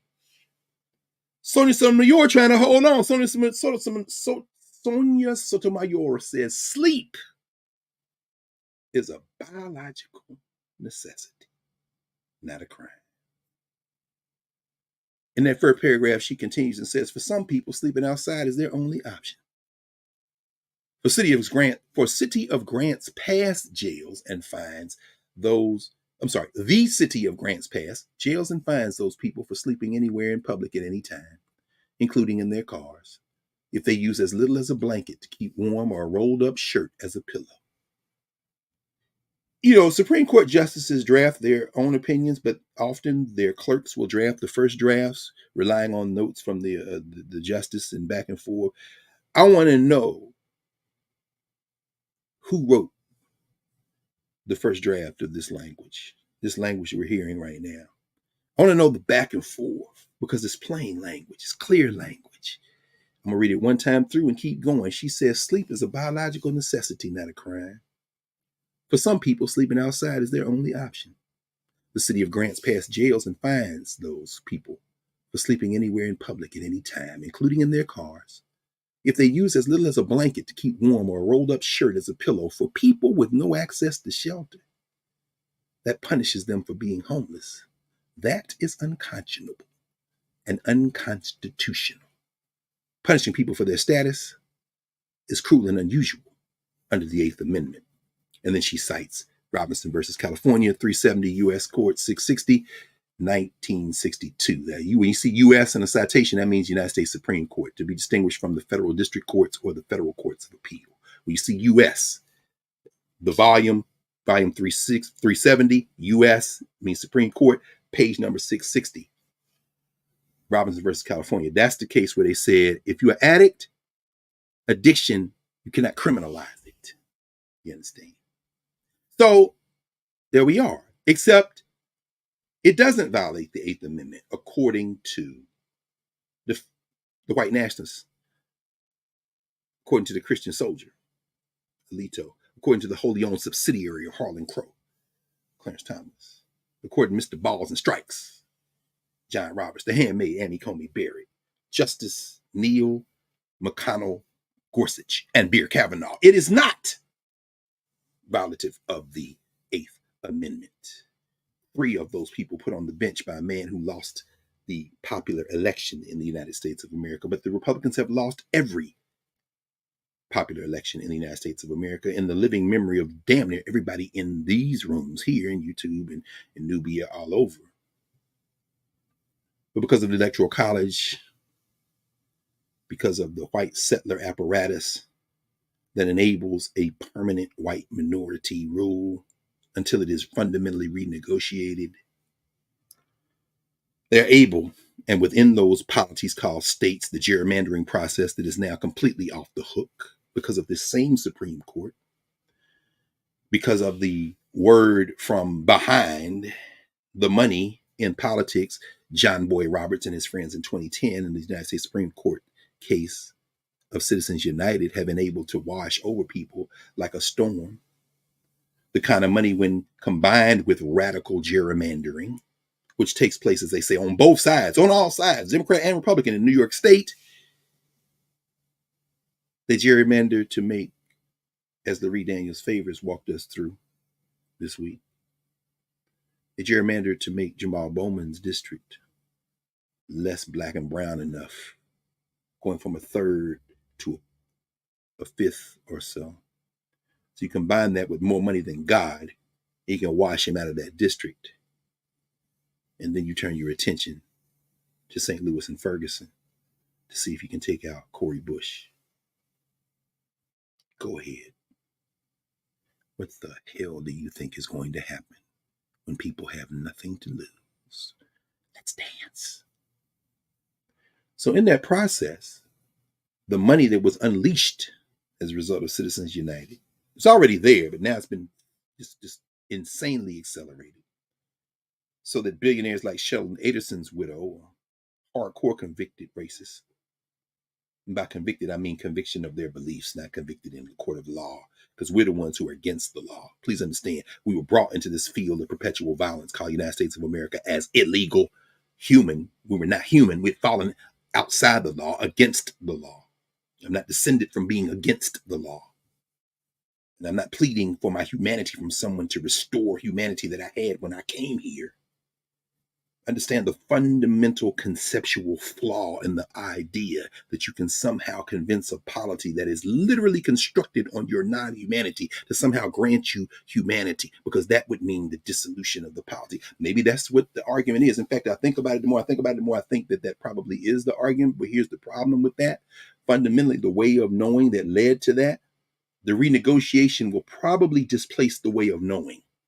It certainly might lead to the dissolution of the thing that you have held on to all these centuries, which has been the thing that's allowed you to maintain your humanity, which is the humanity you came here with. This is the argument Du Bois is making when he says that black colleges should not be imitation white schools. We should ground them in the history and memory of African people, combined with the experiences of Africans here, to create a space where young people can grasp onto that and propel us into the future with innovations of their own creation that are connected to that momentum. That's what he's speaking about at these HBCU commencements, as those of us in Nubia talked about as we read The Education of Black People. But that is not what we're talking about now. We're talking about pleading for our humanity, some concepts of founding fathers. And when you read the Supreme Court cases of this particular term, particularly those gun cases, Bruin, the New York gun case, or the gun case that just came down that we'll talk about in a minute, what you'll see is that Alito, the Christian soldier in them, and Clarence Thomas, for some strange ass reason, because when those laws were written, he was in a damn field with his shirt off. They seem to want to attach everybody to the early days of the Republic. You see? Almost as if while their clerks are writing, and when they themselves are writing, that they're simply humming to themselves as they're writing, "Oh, I wish I were in the land of cotton, old times there are not forgotten. Look away, look away, look away, Dixieland." Except Dixie isn't just the South, not even the technical South. If y'all saw Charles Blow's article in Thursday's edition of the New York Times, you saw him in an interview with the governor of Maryland and probably 2028 presidential candidate. That is, if Kamala Harris isn't writing, Vice President Harris, as you say, Professor Hunter, isn't running for re-election in 2028. That is, if Joe Biden serves a full term, which nobody kind of believes that he does. Maybe Joe does, maybe Jill does, but let's be clear. Somewhere around 2026 or so, you might pass the baton. And then here comes President Harris, and that's what these Negroes and the white folk who support them are terrified of. Place their politics aside for a minute, because people are not voting based on politics. People are voting based on visceral reactions, and anti-blackness is real. You want to ask? asked the former Attorney General of California, who's now the Vice President of the United States, for that U.S. Senator, about anti-blackness. Yes, I know her daddy came from Jamaica and her mama came from India. Let's not even get into that ADOS mess. Let's just think for a moment about the thing that binds us all, that somehow blinds us to the idea that there is no such thing as an African American or a Black American or a freedman. Or that what there is what Michael Gomez tells us in Exchanging Our Country, Mark. There is the rejection of Africa as equal. You are an African. Forget the label you put on it. It means you ain't white. And that's what they're scared of. But anyway, Wes Moore, the governor of Maryland, in Thursday's New York Times, in an interview with Charles Blow, says, I'm in the upper South. Maryland is technically a southern state because we know Delaware and Pennsylvania, that's where the line separates the Mason-Dixon line, right? Delaware and Pennsylvania. So I'm in Maryland. I'm in the upper South. And it was a state where they had us captive. That's where Harriet Ross Tubman, Araminta, is from, of course, and Fred Douglass on the Eastern Shore. Interesting, right? Reading the comments in the Times, the letters to the editor on the website, responding to that. We ain't the South. We ain't the South. Okay. Ask them Negroes in Baltimore whether they Southern or not. They may reject the South, but it's in their speech. Just ask Q of them whether they. Anyway, point is this: any Q in Baltimore, they'll tell you that I ain't from the South. Okay. Too many times I've been in downtown Baltimore listening to them loud Negroes as they ordering crabs and sitting up there having a good time eating and talking. Them some Southern Negroes. Anyway, the point is this: Wes Moore says to the governor of Louisiana in the interview, you know what, all you people in the deeper South, in the deep South in the United States, because we know the deepest South is the Caribbean and Brazil and all that, but in the U.S. polity, why don't y'all come to Baltimore? We need the teachers, we need the engineers, we know all the people tired of that Southern stuff. And Charles Blow, who's written a whole book about returning to the South, is sympathetic to this. And of course, we remember what Malcolm X said, of course, which is everything south of the Canadian border is South. But anyway, I'm just thinking about that in terms of the polity, because as you think about this question of transmitting wisdom from generation to generation and being against the law, if they're humming, oh, I wish I were in the land of cotton, old times there, and I forgotten to look away. Sam Alito's people weren't even in this. They were in the old European world, Italy. Clarence Thomas's people were here. Maybe that makes him an indigenous American. I'm not sure, but I'm not going to get into that argument right now. He is descended from those who were captive, who were descended from those who were not. Gullah Geechee territory, Sea Islands territory. He's emboldened now because them wrong-ass opinions he's been writing for decades are now becoming majority opinions. And he's not satisfied. So even if he's the only one, he said, 8th Amendment didn't go too far. I'm still going to put this marker down because if we can get another election, then this convicted felon, criminal-ass Donald Trump, maybe I'll retire. They'll write me my golden retirement check. I've been telling them I'm going one all along. I'll leave. The Christian soldier may join me with his upside down flag flying wife. And maybe we'll get the woman who said that sleep is a biological necessity, not a crime. Because she's getting up there too. If we can get her, we won't go 6'3", we'll go 8'2". Maybe something will happen to Kagan and we'll go 9'1". And then Ketanji Brown Jackson will be the Black person writing the dissents for her whole career. And in fact, we won't even need too much of it because once we've kicked the teeth out of the administrative state, after all, what do you think we are? Ancient Africans trying to create an administrative state that actually means something? No. We're white nationalists. We want white minority rule. We're the ones who showed South Africa how to do it. Go back and look at the relationship between the United States and South Africa in the 1920s, 30s, 40s, and 50s as they came and it developed the administrative state. Jan Christian Smuts visiting the United States of America, stopping on the campus of Howard University because they were developing Bantu education. Stop playing.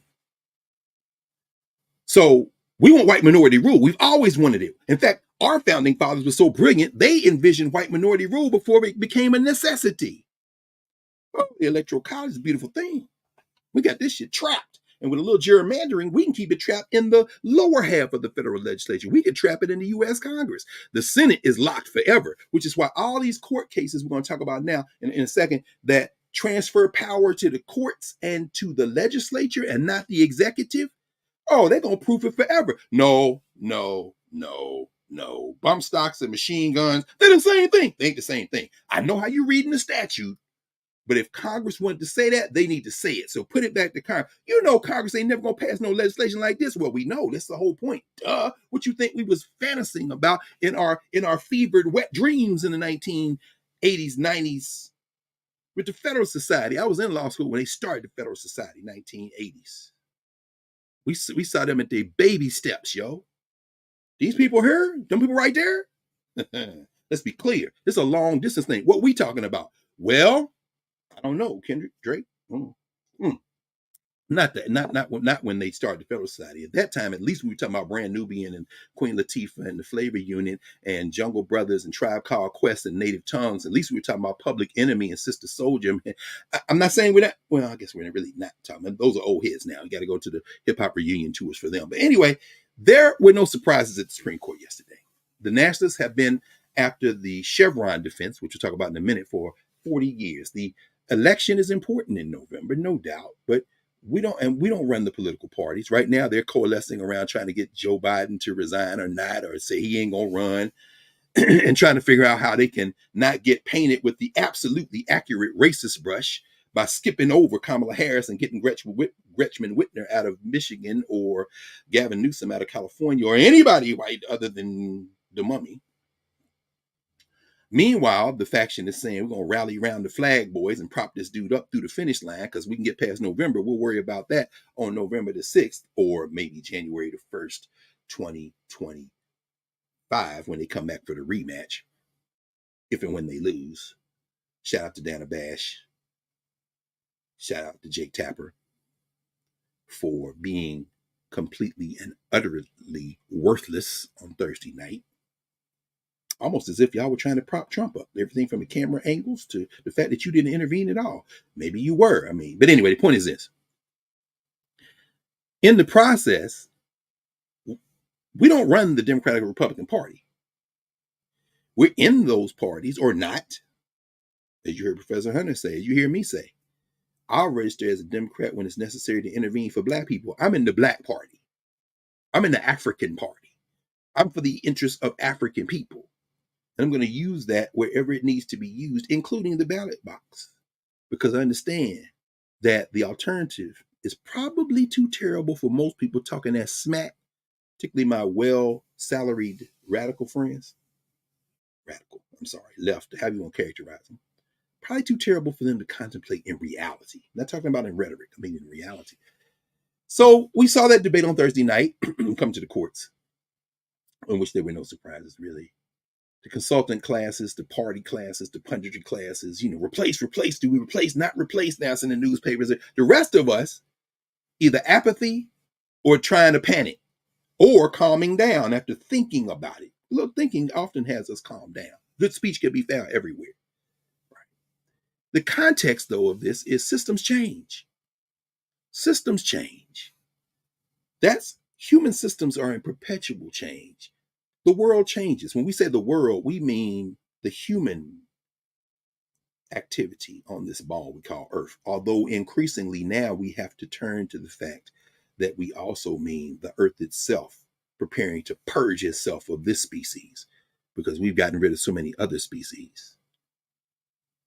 And so in this moment, 29th of June, the birthday of Kwame Ture, Stokely Carmichael, yesterday being the birthday of our new ancestor, Mama Dory Ladner.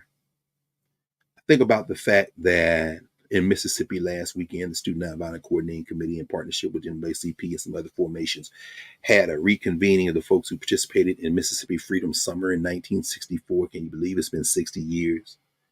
I couldn't get there or be there. I wish I could have been there just to sit with those elders because I love those elders. And to sit with those young people, Tiffany Deneen Lofton, my little sister, who was there with a lot of young people. She spoke because those of you who watched some of the coverage that Roland Martin had on his Black Star Network, and we all went down there and sat and talked and then watched the State of the Union, watched the debate, and then talked about the debate for 3 hours after.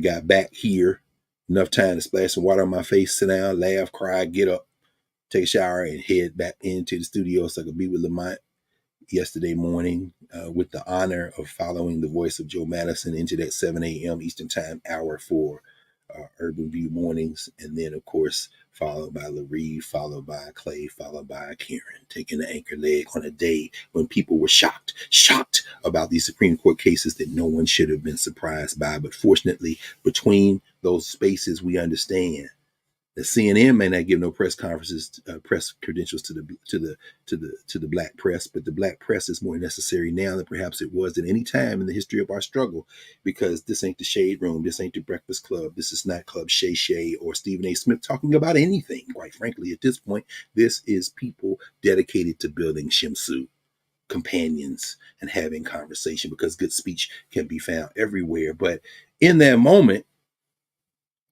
SCOTUS reminded us yesterday of something they've been reminding us of this whole term, something they've been reminded us since they cemented this white nationalist majority, that this is their it's their end game. It's not the end game. The polity going to dissolve.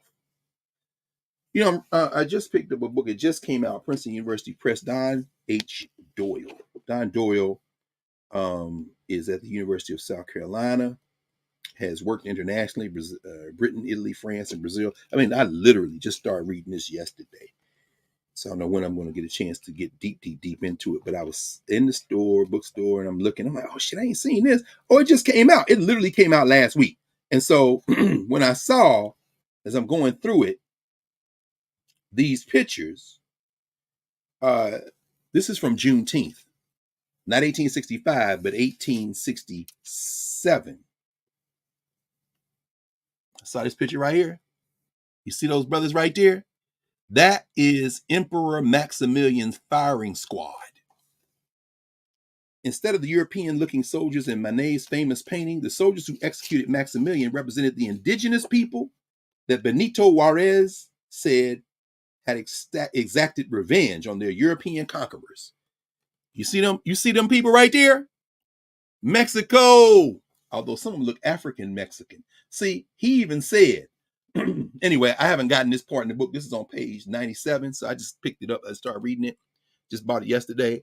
But if you look at that now, Juarez was the president of Mexico. You see? That's a mural. Abraham Lincoln, Benito Juarez, and Simon Bolivar, the great liberator of Latin America. By the way, parenthetically, we won't have time to talk about it today. Maybe we'll talk about it on Monday night in office hours in Nubia. We'll get into the coup, the attempted coup in Bolivia. Evo Morales, his protege, is now the president, although there's tensions between them, now the president of Bolivia. And I'm sorry. They tried to take him out. Anyway, we'll come back. We'll come back to that in a minute. Monday night. Abraham Lincoln, Benito Juarez, and Simon Bolivar. This panel from a mural painted in the 1950s by Erin Peña Mora in Chihuahua, Mexico, honors 3 American national heroes and celebrates the Pan-American spirit of the 1860s. The Pan-American spirit. American don't mean United States, friends, which is why I bought the book. Professor Doyle is writing a book. He wrote a book called The Age of Reconstruction, How Lincoln's New Birth of Freedom Remade the World. I wouldn't title it Lincoln's New Birth of Freedom, but this is what he says.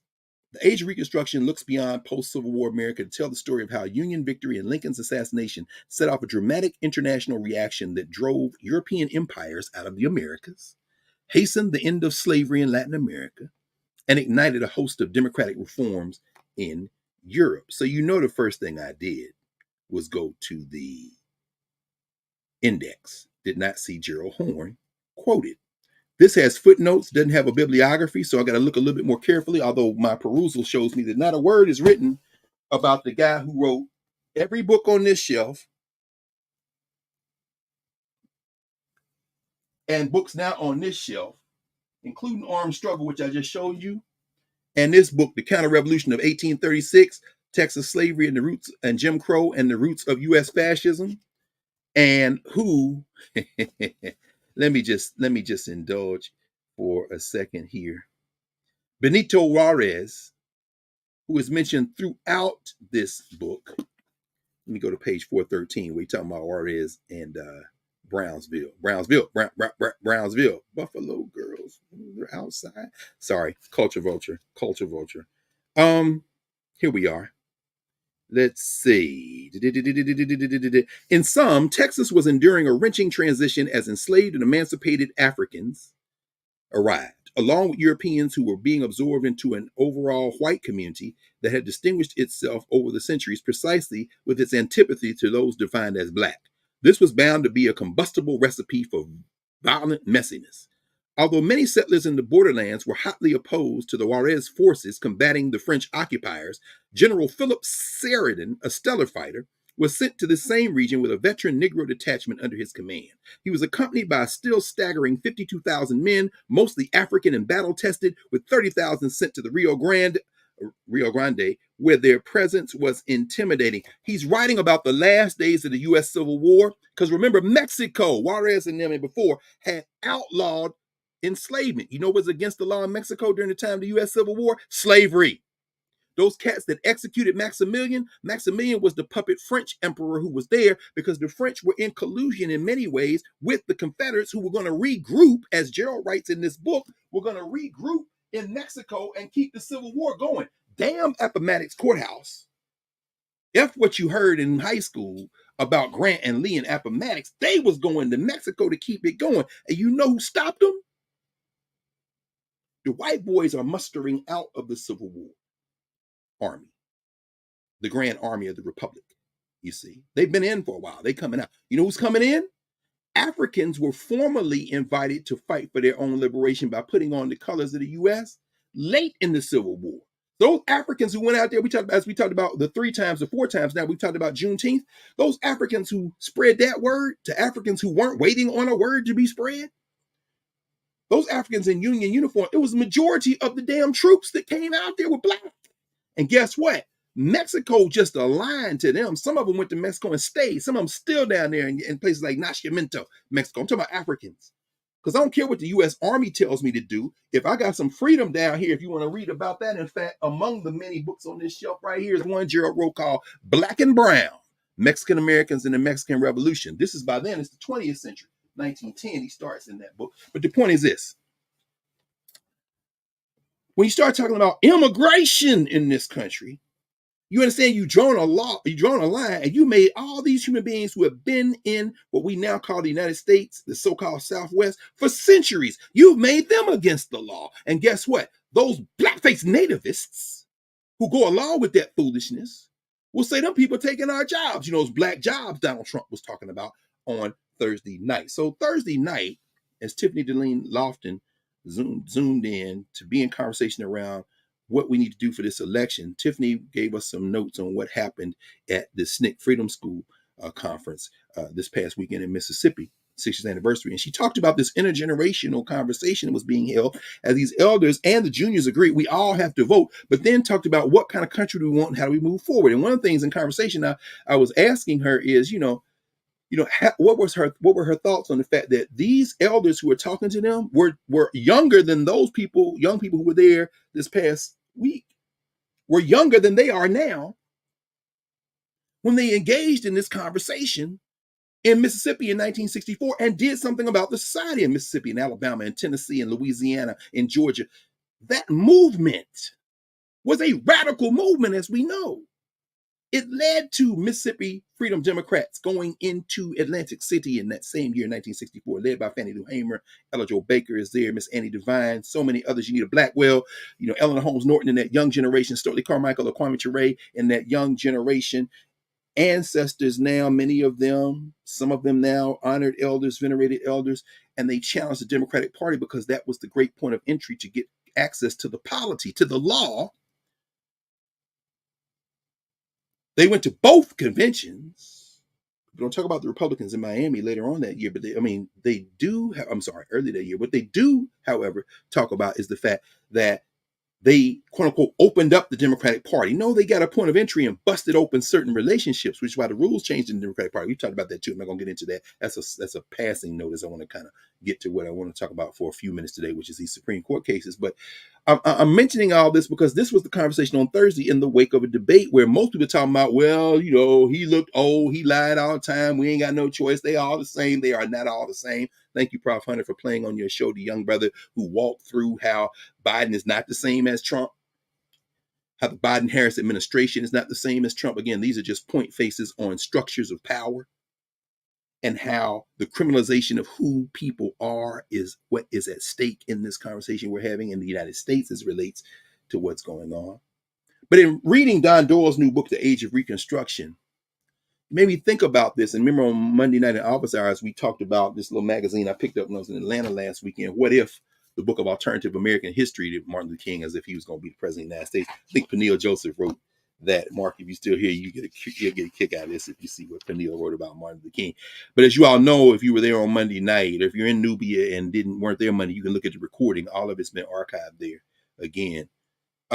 This What If Britain Had Won the War of Independence section, which I thought was hilarious. What if the Pilgrims hadn't gone to America? And that's where the things that are talked about include the fact that the idea of a United States of America isn't something that was ordained by God, and isn't something that is permanent, and isn't something that even made sense except for a couple of little historical moves here or there.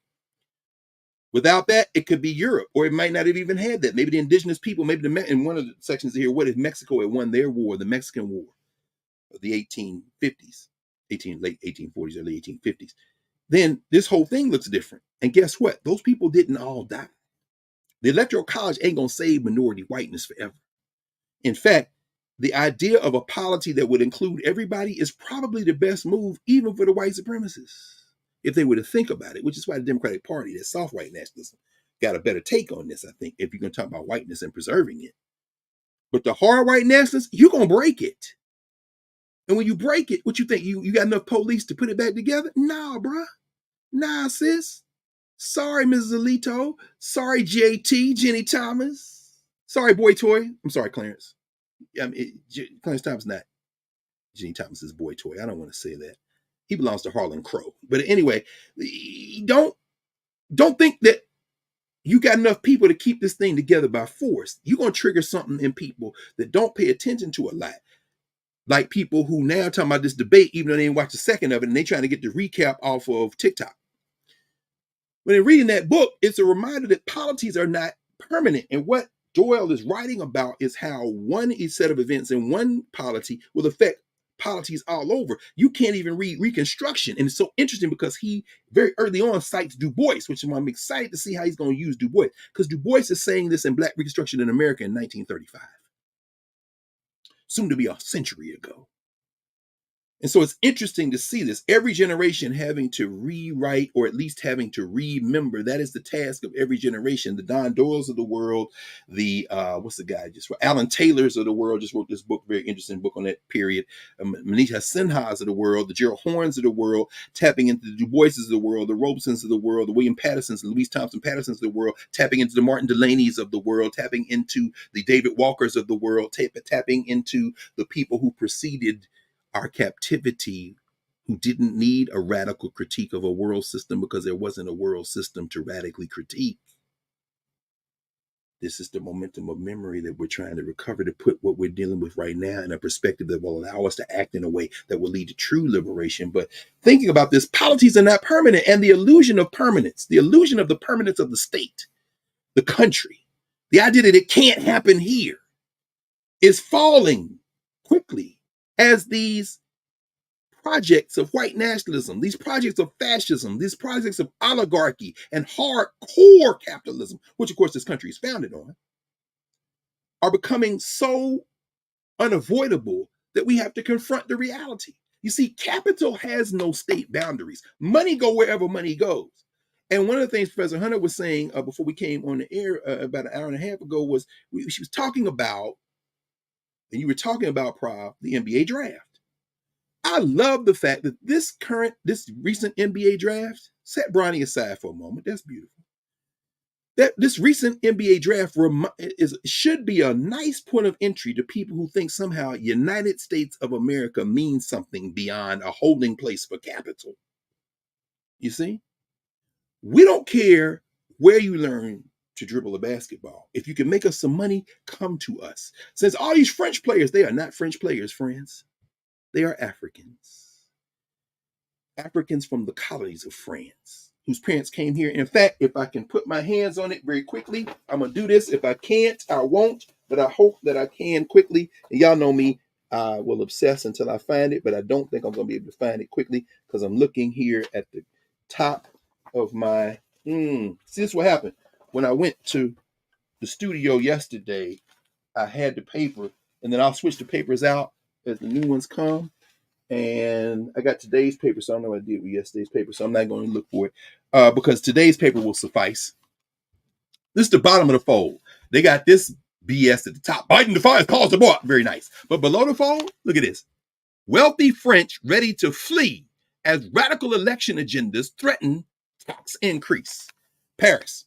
France's wealthy are making contingency plans for a far-right or left-wing government unnerved by the prospect of tax rises and the potential reinstatement of a divisive wealth tax. Several lawyers, tax advisors, and wealth managers said that they've been flooded with queries, including relocation inquiries to Italy, Switzerland, and Spain ahead of a two-round snap election called by President Emmanuel Macron. Bon, let's be clear. Polls show that Marine Le Pen's far-right Rassemblement National and a new left-wing alliance called the Nouveau Front Populaire were running first and second in the polls, both promising breaks with Macron's business-friendly tenets and tax cuts. This is what's happening in France right now. The fascists, the white nationalists, are running first. That's Marine Le Pen and her little boy toy young protege, 50-year-old dude, who is now running the white nationalist party in France. They came out first. The second party with holding power now, potentially, came in second, are what they would call far left party. And then Emmanuel Macron, his party coming in third. He ain't gonna be there. See, it's not the same thing, but it's similar enough in terms of parties, no one party dominating anymore as what happened in South Africa. The ANC messed up. You should have delivered a whole lot more than you have. Now the ANC, now they're talking about, as we talked about Monday night, somebody alerted me to it, and I had just fallen behind a couple of days in the news cycle. So now I'm rereading and I'm caught up. The whole idea that the DA, Democratic Alliance, as we talked about, they now are the ones that the ANC has reached some kind of partnership with, but then they also got a bunch of these other parties, including, as I look down the list, Pan-Africanist Congress of Tanzania, this idea of a government of unity, but they haggle now over cabinet spots, things like that.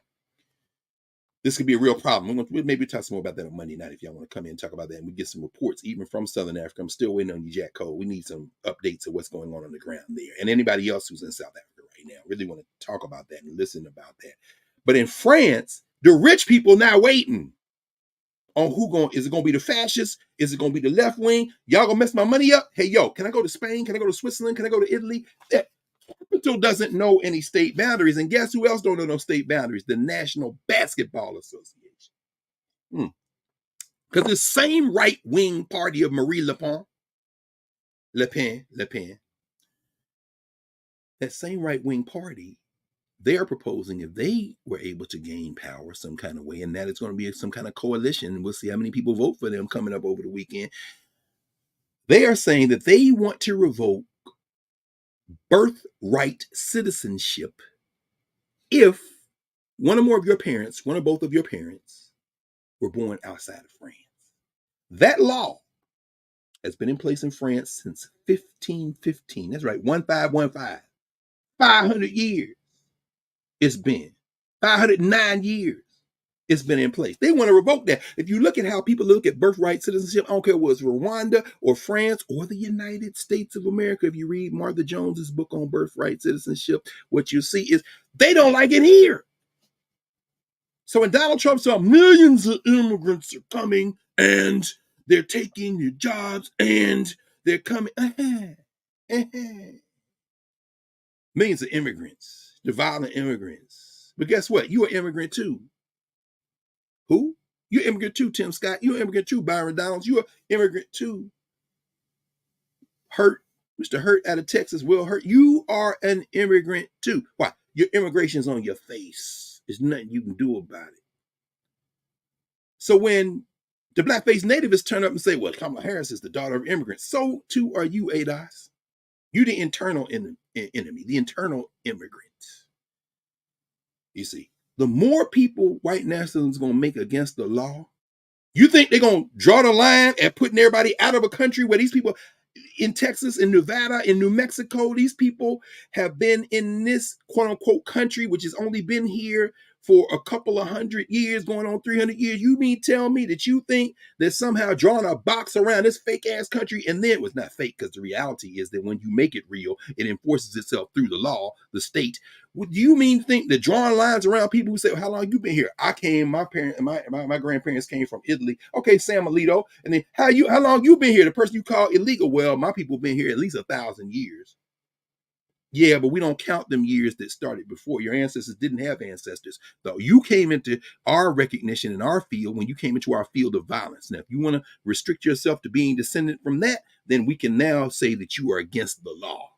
I'm not. You gonna follow these people's rules? Have you lost your damn mind?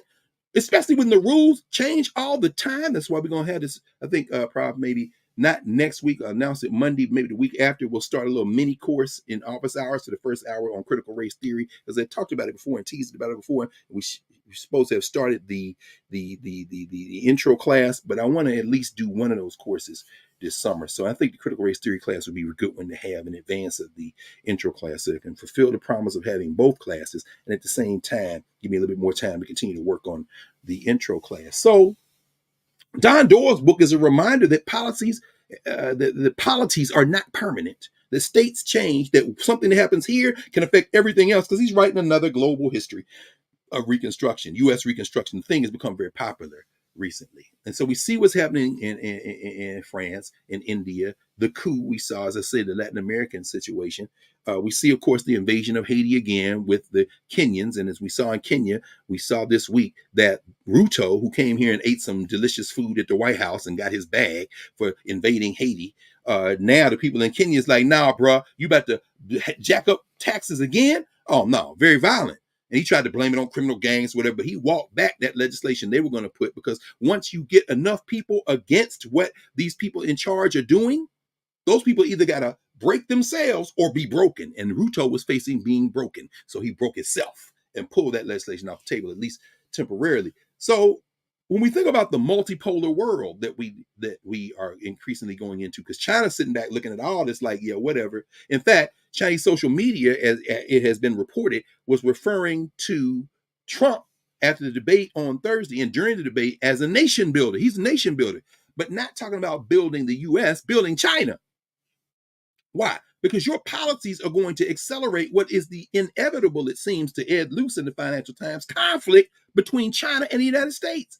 The trade war, Biden in the trade war too, but Trump is accelerating it. You're going to put a 10% tariff on everything that comes from outside the United States in terms of goods, and make it 60% for China. Have you lost your damn mind? The Europeans can't even get their act together on how much of a tax they're going to put on electric vehicles coming out of China. China's getting ahead of the game, getting their natural resource game together by trading with other countries for their resources, however you want to call it. The Ghanaians just got out from under the thumb of the International Money Fund, renegotiating the terms of their debt, dissolving certain debt, restructuring other debt. But the UN, the United Nations, the International Money Fund, the World Bank, these entities were set up after World War II in part to create, to perpetuate an international system where the Europeans and their progeny, like the United States, continued to run and manage the world. But that is so that those who are word from behind can continue to manage their advantages, because they never respected any of those flags or any of those national borders. There's an illusion of the permanence of the state and the idea that it can't happen here. It already has. It has from day one. So while globally we're talking about France and South Africa, globally we're talking about Bolivia, the normalcy of the continued invasions of Haiti. While we're talking about that, there is a multipolar world emerging. So when we see a debate between Trump and Biden, and they're talking as if Russia is the enemy, and then Trump calls Biden the Manchurian candidate. Oh, the irony is so rich. I don't care what you're talking about, Frank Sinatra or Denzel Washington, the original movie or the remake, Jonathan Demme. At the end of the day, y'all both the Manchurian candidate. Really, Trump is the Manchurian candidate, because you're going to come in and try to make love to Vladimir Putin. Is he your enemy? Is he your friend? Is it all cosplay? Is most of it cosplay? Yeah, most of it's cosplay, because the EU terrified that Putin is going to keep going after Ukraine, but they still buy natural gas from him and other goods. Because guess what? Them companies don't respect these lines on the map. They never have. It doesn't work that way. And while y'all debating in Atlanta and not letting the black press cover it, Putin is recovering from a trip to North Korea he made a few days ago. North Korea, Russia, China. And while these two quote unquote moderators ain't moderating at all, asking questions about Russia, and people looking at that word from the front like it's the word from the side or the word from behind, certainly not the clear word, the world goes on. It's no longer a unipolar world if it ever was. The United States ain't running games no more. It's not a bipolar world. World, you can use that both ways. When there was the Soviet Union and the United States, it's at least a multipolar world, and there ain't no good guys necessarily. Capital has no flag.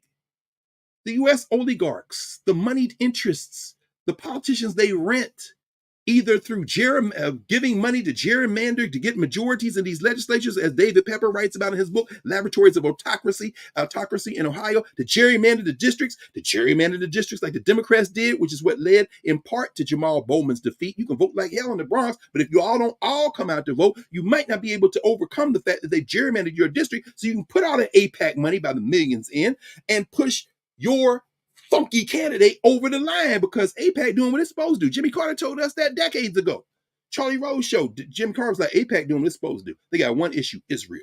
That's their job. Question is, what the rest of y'all job? To watch and talk about Bronny James? Lost your damn mind. The point is that these gerrymanders are funded by these people whose interests aren't American interests, U.S. interests. Their interests are their interests. And so capturing the federal apparatus has been a long-term project for the last half century. And it has been grounded in part to trample these people into helping vote for these people who do it, because money can take you so far, but you can also tap into visceral hatreds, visceral fears.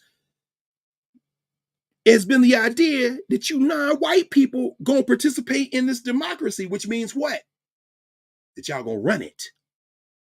So that fear propelled these election cycles, showing up by an electoral college and then increasingly gerrymandering. You can put yourself in a position to have the fail-safe of state control in the Confederacy, old Confederacy. Old times there are not forgotten.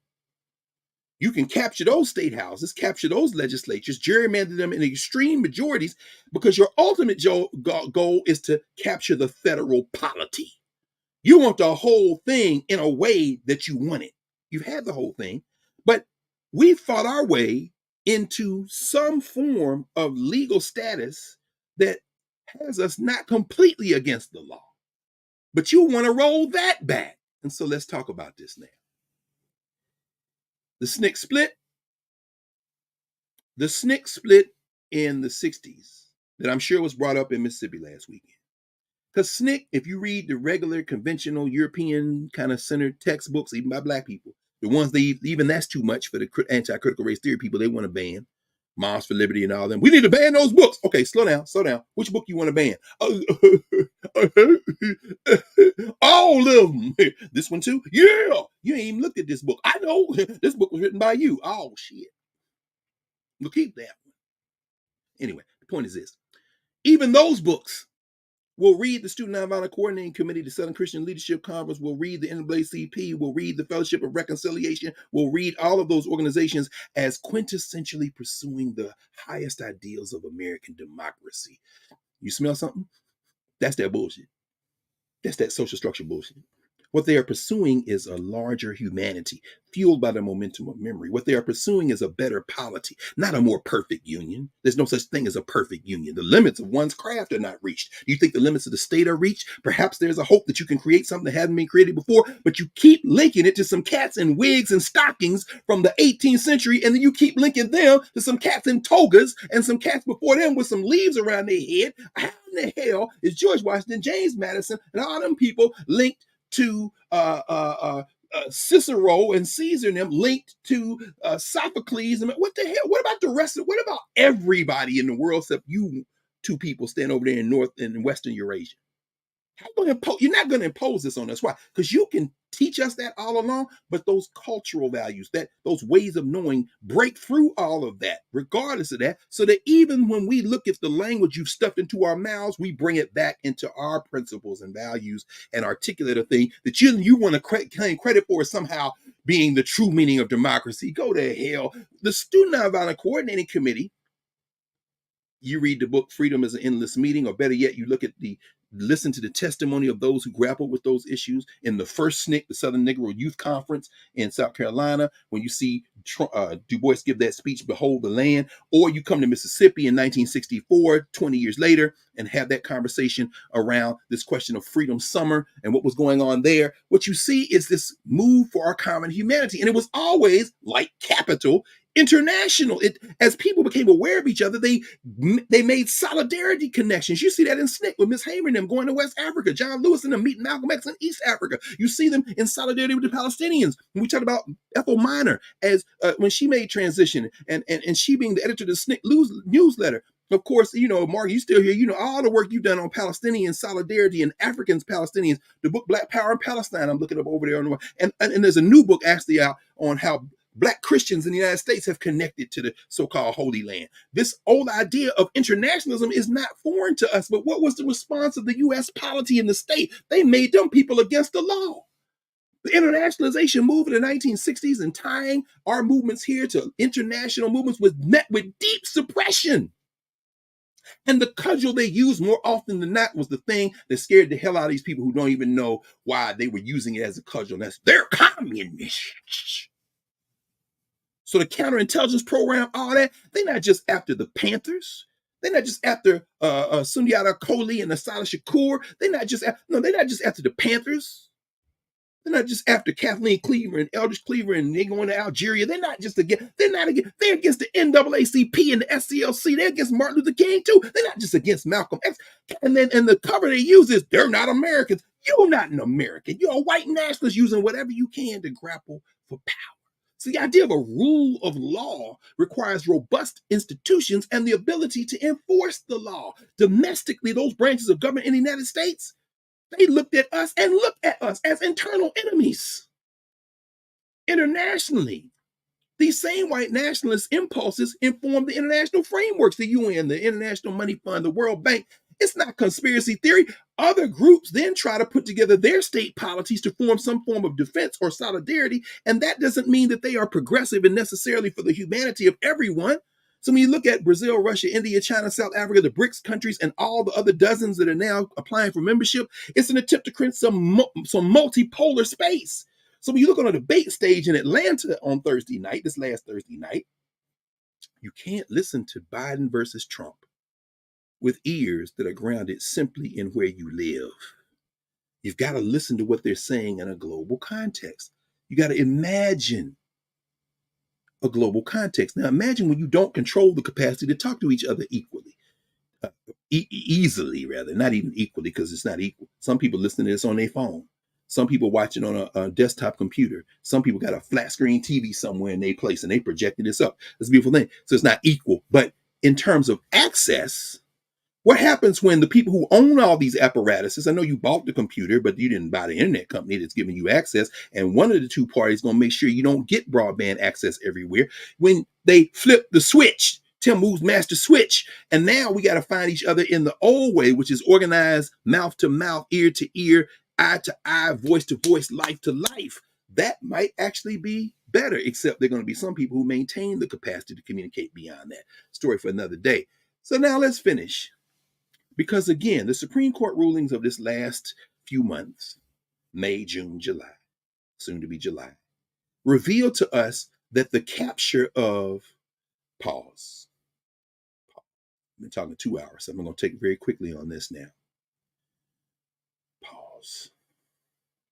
Not reset, but now bring it home in the context of what we've seen over the last couple of days that has brought people's attention to the Supreme Court of the United States, one of three branches of government in the federal polity, replicated on the state level: the executive, the presidency, the judiciary, the people who interpret the laws, so to speak, and the ones who make the laws, the legislative.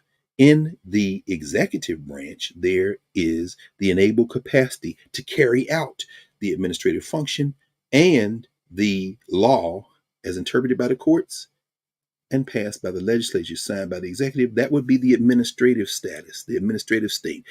Going back for 10 seconds to ancient Egypt, the people who made sure the pyramids got built because they organized and made sure all the trains ran on time, to mix metaphors. But the point is this: the administrative state coming out of the executive.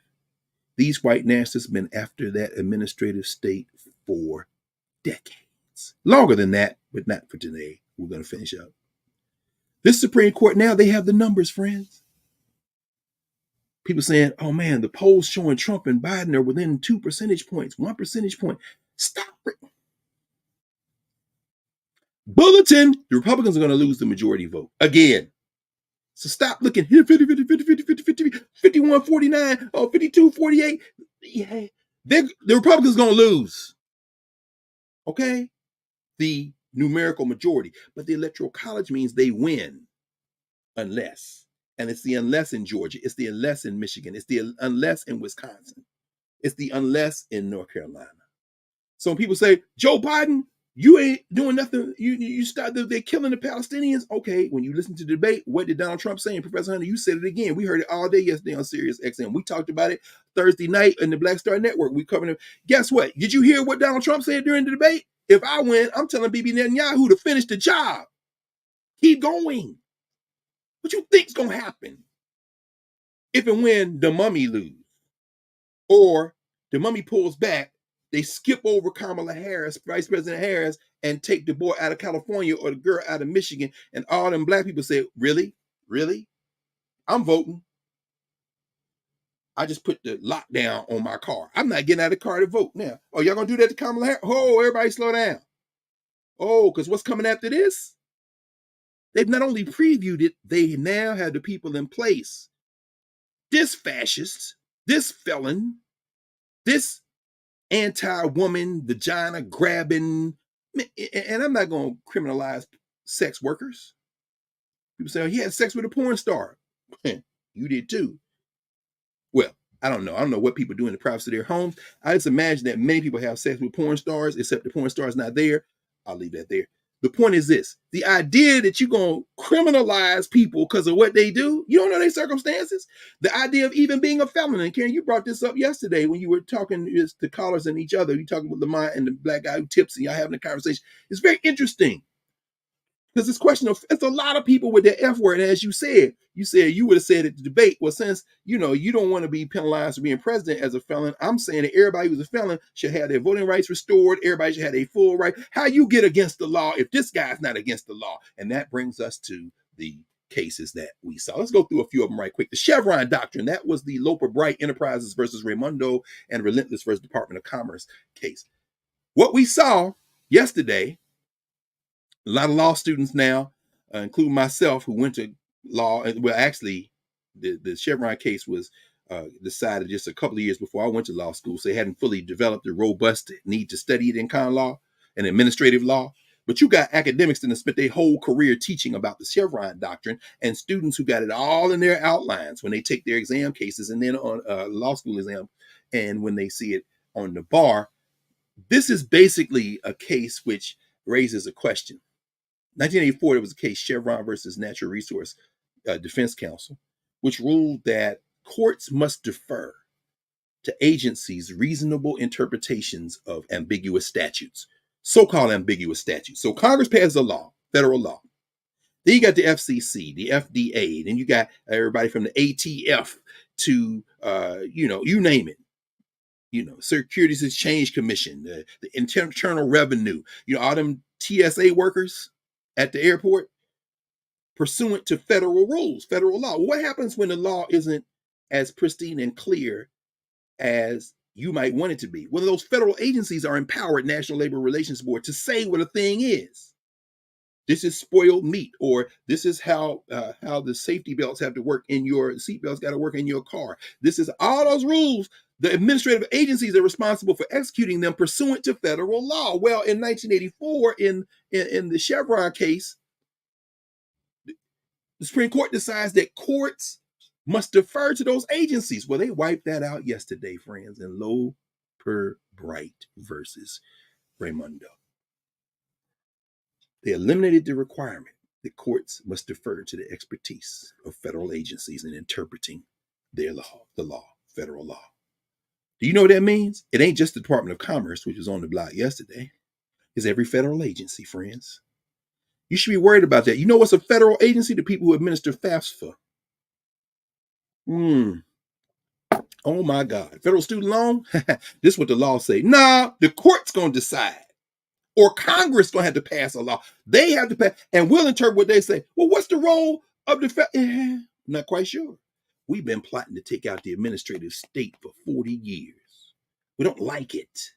We don't like the Civil Rights Act of 1964. We hate the Voting Rights Act of 1965. We don't like the Fair Housing Act. So guess what? Rather than take on the Fair Housing Act directly, what we will do is get rid of that housing mess. HHS and Health and Human Services, you got to, HUD, Housing and Urban Development. Yeah, okay. Very nice. Yeah, what we're going to do is say, Congress did not make this clear.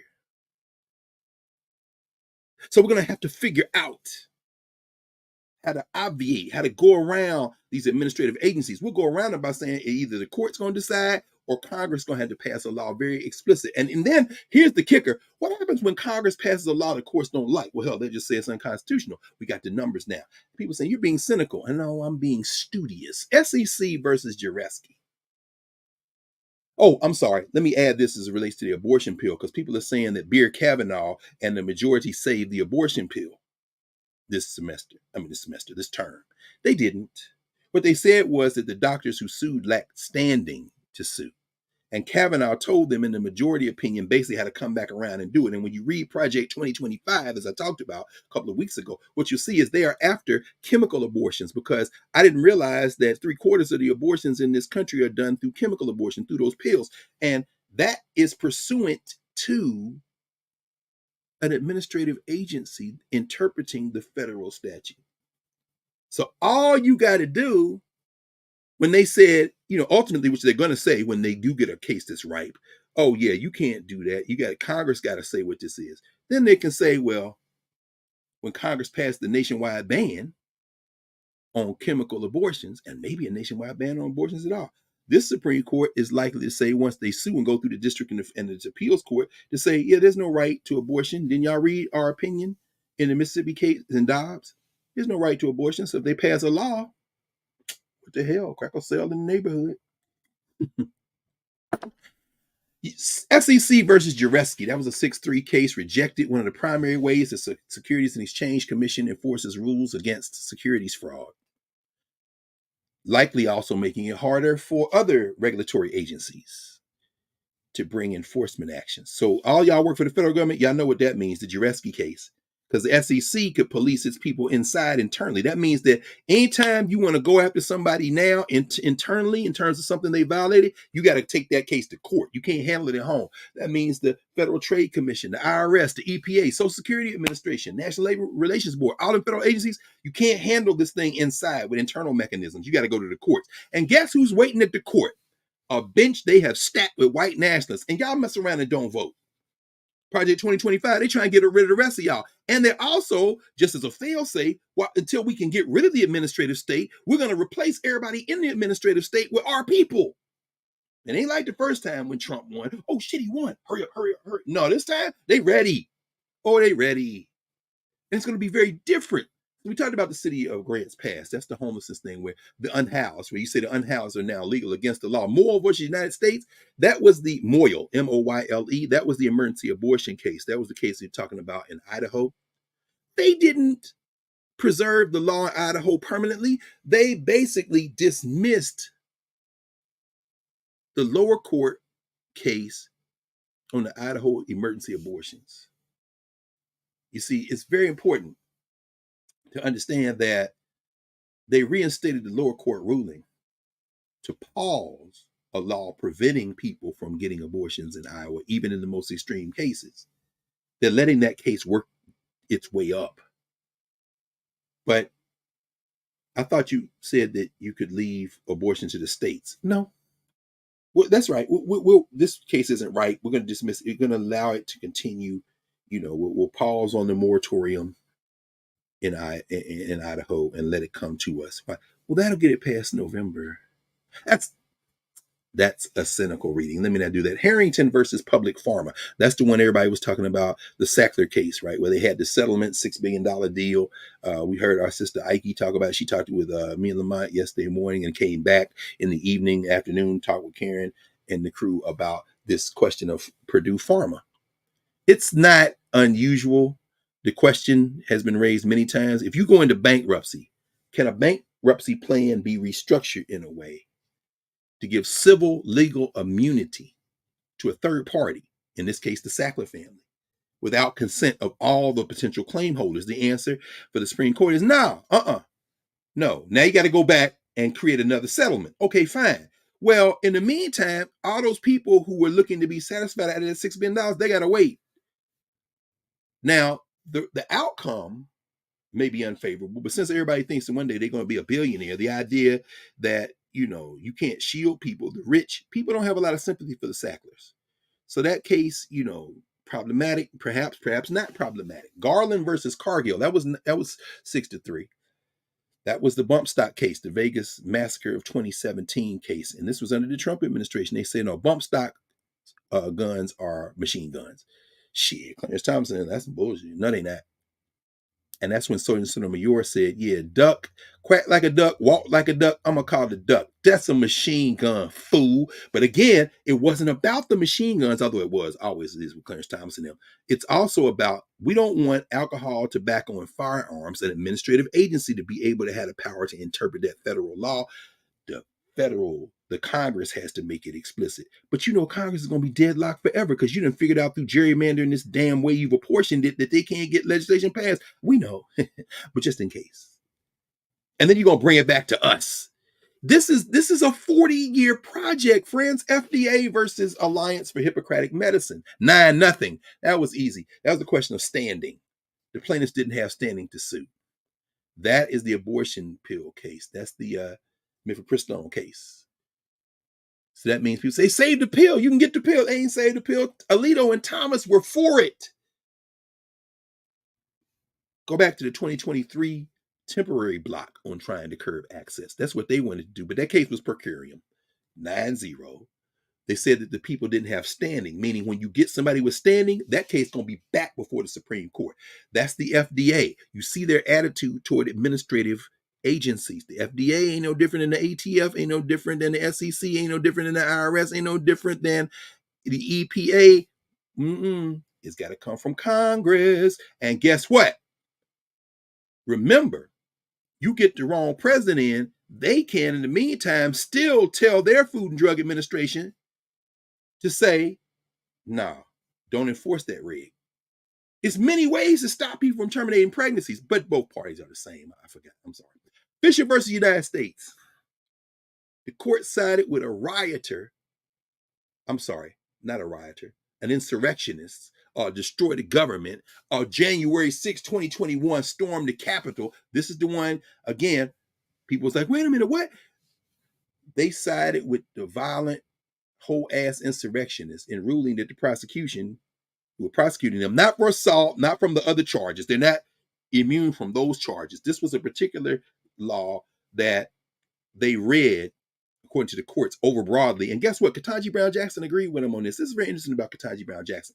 She is, let's call her a strict constructionist, originalist in some ways. She wants to look at the law as it was passed at the time it was passed. What was the intention of Congress? And the intention of Congress, which was to protect documents in a place, when we talk about insurrection, did you destroy documents? Did you reach vital documents? That law is probably more narrow than it was being applied. And it's not necessary to prosecute these people who were whole-ass insurrectionists. So Brown Jackson sided with them. You can agree and disagree. In law, students, professors, legal scholars will agree or disagree because Barrett disagreed in this one. So it was 6-3, but it was Barrett, Sotomayor, and Kagan against Brown Jackson, Beer Kavanaugh, McConnell, Gorsuch, the Christian Soldier, Boston Strikes, John Roberts, and the wholly owned subsidiary of Crow and everyone else, Clarence Thomas, whose wife is a whole ass insurrectionist. That was the 6-3. It's very interesting in that context. Murphy versus Missouri, that was 6-3, with Gorsuch, Alito, and Thomas against. The administration can have contact and even urge social media platforms to combat misinformation. That shouldn't even be that's a no-brainer, right? Except they didn't decide the First Amendment issue. So in this case, the federal government wants to talk to Facebook and X and Twitter, or whatever you call it. Hey, y'all spread misinformation. Can we urge y'all not to do that? Okay, you can't use the state apparatus to lean on these social media companies if they have a First Amendment right to do whatever the hell they want to do. That wasn't what was decided. What was decided was whether or not the Biden administration was within its rights to actually talk to these people. And the answer was yes, except for those 3 who said, nah. That was Murphy versus Missouri. The Ohio versus Environmental Protection Agency case, 5-4. Handmaid went with the liberals on this one. That was the good neighbor plan we heard discussed yesterday. So you got a factory in Ohio, you got a factory in the Midwest, and that smoke blowing over onto the East Coast and all that pollution coming in the air. They granted an emergency stay on applying the good neighbor law. But again, the EPA is another administrative state. And if you're going to hack at the administrative function, administrative apparatus, administrative agency, if you're going to have another hack at an administrative agency, it was a pause. They only paused until the DC Court of Appeals, which is ruling on that, will consider the case. Okay. Now, what happens when that ruling comes back? It'll be past November before the Supreme Court gets it again. Y'all give this man another bite at the apple and see what happens to you while you breathe and get that black lung, secondary black lung disease. United States versus Rahimi, remember that one?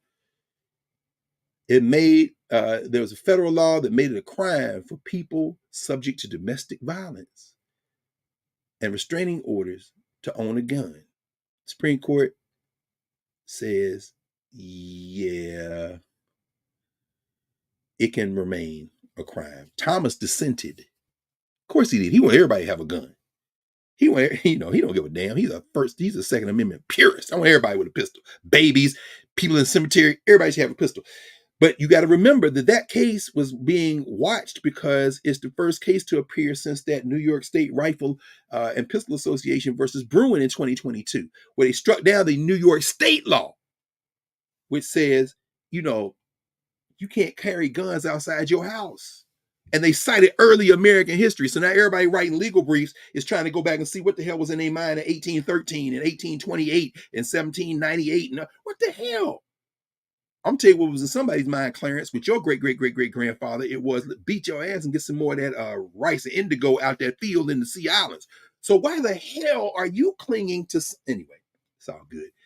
This was the first gun case since then. So people were watching that. National Rifle Association versus Willow, that was per curiam. That was 9-0. Because they said a government official in New York State violated the law by basically telling people don't do business with the National Rifle Association after the Parkland shootings. Because what they ruled, everybody, all justices agreed, that you can't use state power to punish or suppress disfavored companies, disfavored expression. It's not a First Amendment case. You can say whatever the hell you want. You just can't use your official capacity to punish people for speech. So that should be uncontroversial. Trump versus Anderson, another per curiam. That was the one. Remember, Colorado took Trump off the ballot? And everybody agreed that Section 3 of the 14th Amendment applied here. It's got to be interpreted. Because if you allow every state to make up its own rules, it's going to create chaos. Okay. But remember, that's the only thing, the outcome, that you can't allow all 50 states to make up their own rules. That was as far as Ketanji Onyeka Brown Jackson, Sonia Sotomayor, and Allegra Kagan would go. Them 3 signed on to the per curiam outcome. Per curiam means they all voted 9-0 this together. It's an unsigned opinion. But they wrote separately in what was basically a dissent. We talked about that here. And they said, no, y'all, we agree with the outcome, but you MFs, they didn't call them MFs, you colleagues. See, a lot of times people use colleague, what they mean is MF, but that's the polite way. Rhetorical ethics, as Ron might say. Y'all went and said, this this is, y'all went on and then said Congress got to pass a particular kind of legislation pursuant to Section 5 of the 14th Amendment to disqualify a candidate, and you didn't have to do that. So we concur only in the judgment. Y'all trying to protect Donald Trump, aren't you? So you're going to make sure he can't be disqualified. Maybe that's why they wait until Monday for the thing that everybody going to be talking about on Monday and ain't nobody talking about now. Because we live our lives in news cycles instead of long view. Coming to a close with that case, Trump versus United States. That's the ones coming Monday on immunity. I could shoot a guy in the middle of Fifth Avenue and nothing will happen. Okay, well, we going to find out because you damn sure whole ass insurrectionist. And what did he say as we bring this in for a landing on Thursday night? He didn't tell them people to go down there. He was trying to stop them. And what did Joe Biden say as he was stumbling through his words with a cold and tired? Dude, you was sitting in that dining room right off the room for the Oval Office watching for 3 hours while people was begging you to. And what did people say who want to look at TV and somehow make a decision on who they going to vote for? He looks, oh, we got to switch him out. And until yesterday morning when Lamont was saying he was driving back from Bowie State, said, I was listening on the radio and I heard one in one way. And when I got to the house and looked at it on TV, I saw it another way. As I'm coming in for a landing, Karen, I agree with you wholeheartedly, sis, when you say the power of radio, which is why some of y'all listen to this on a podcast. Probably better. Because if you can't see me, if you can't see you, Prof, if you can't see us, then you can think. I'm one to turn off all the devices when I'm reading. I have to. Because I'm trying to paint in my mind this firing squad for Maximilian. I'm trying to imagine what it looked like when these women and men are grappling for their liberation. And when we go to the Nile Valley, I'm sitting with them pyramids and them tombs and temples, and I'm with them people. We go in them chambers. I close my eyes often because I want to be in that space. And so we are overburdening what people saw on the replay or clips of, because the people wasn't watching. It was the least watched debate since, I want to say, what was it? I can't think. It was Kerry, the debate Kerry Bush 3 was the last debate that was lower than the one on Thursday night. But Trump versus United States on Monday should remind you of Trump versus Nance 2020. 72. Supreme Court ruled that there's no absolute right to block the release of financial records in that Trump criminal investigation. In other words, the president of the United States does not have an absolute right to hold on to records. That takes you back to Richard Nixon. That takes you back to executive privilege. That takes you back to U.S. versus Nixon. But two people dissented in Trump versus Nance: the wholly owned subsidiary of Harlan Crow, Clarence Thomas, and the Christian soldier, Sam Alito. They are going straight at this thing. One other case will be decided on Monday. They'll be released. Moody versus Net Choice. It won't be decided. It's already been decided. They'll release the case. That's the one on the ask question: do tech companies have free speech rights to make editorial judgments? While we talking about United States versus Trump versus United States, pay attention to this case that's going to ask, wait a minute, because remember, Mitt Romney done told you corporations are people, my friend. Is Twitter a person, my friend, when it comes to free speech rights? Elon Musk would say, yes. We're going to see what the Supreme Court says on Monday. So that's where we are. So where do we go from here? Mm-hmm. Community or chaos? I guess that's the question, right? What the goal? Can you just plainly state the goal? Because the dominoes are falling. And I'm taking it all the way back to the Tea Party. Don't tread on me in the wake of Obama being elected. Absolutely. The Tea Party emerged, and then they had a strategy to run local candidates, right? And out of this Tea Party strategy, we got, the Marjorie Taylor Greens and the Boeberts and what have you. And Boebert, who switched county districts, she ran in another district and won her primary. Sure did. The person that took her district in alignment with her, the Democrats actually backed the opponent. Right? The Democrats put money into a Republican campaign because they thought it would, help put a lesser candidate. All of those stratagems don't work because they are 3 steps. They already teed it up. That's they right. Already know. And we don't show up for primaries. When I say we, I mean most of us don't show up for primaries. So they know we only need a couple thousand people to show up, and we target them, target with the you know, the guns, they're taking your guns, the Bible, abortion, guns, Bible, abortion, guns, Bible, abortion, because that says, you know, if you're a man, you Mm. control, you know, I ain't getting none, so now I get to take it, 'cause- and there's Right. no law that's going to stop me now That's because right. laws of, you know, That's and right. guns, I get to protect what's mine. That's right. Because there's fear somebody's coming to take it. So we got to say they're coming to take it. They're coming to take your black jobs. When he said that, I said every black person should sit up because in his mind, he's saying something to us. Come on now. Y'all still got the MAGA hats on? Really? Y'all Hey, out here talking about Jimmy checks? oh, what you keep going, but please let me just put a footnote here. For those of you who are not subscribed to Sirius and don't have the app, it would be worth it just to listen to yesterday's day-long conversation on what is a black job. I thought it was brilliant. As y'all ended that out and had that list, I was thinking, damn, parking lot attendant, yeah, that's true. Oh, the lady who does hair, that is a black, that's under the table. Anyway, I just want to mention that. But you're absolutely right. He's talking. Do you hear what they're saying? So, well, here's one of the things we do. Communicate. Yeah, we are. We are. But the frustration for me, because I sit in this Monday through Friday, and now you in on Friday and maybe some other days. Yeah, that's like, right. Some other days. Yes, ma'am. You know, we have the benefit of talking to the entire country and beyond, right? Mhm, We got mhm. folk in Canada, folk in Mexico, and with the app, people all over the globe, All right? over the globe. That's right. And it's in an insulated space that's not, you know, subject to the wild, unwashed, unformed folk that are on these platforms because they think they have a right to be. Can we be unwashed? I thought we had the cleanest water in the world till Joe Biden came and messed it up. Anyway, yes, go. Child. So yeah, we do. That's right. That's right. Yeah, so here we are, right? You know, we open the doors, but I also see, you know, there's a different culture now, even on YouTube, because you teach people how to treat you. Mm-hmm. And that needs to be our due north with everything, whether it's politicians. This ain't personal. Facts. What do we want? Facts. You know, and they told us what they want. They want to turn back their hands. They want us subservient, maybe not in chains, but definitely yassam. They want a yassam. They want eyes averted. They want you to not be in charge of anything. Please wash my ass and take care of my children and my mama and them. Cut my grass, clean my house. That's right. But I don't want to have to answer to you. I want to be able to call you an N-word to your face and you can't say nothing.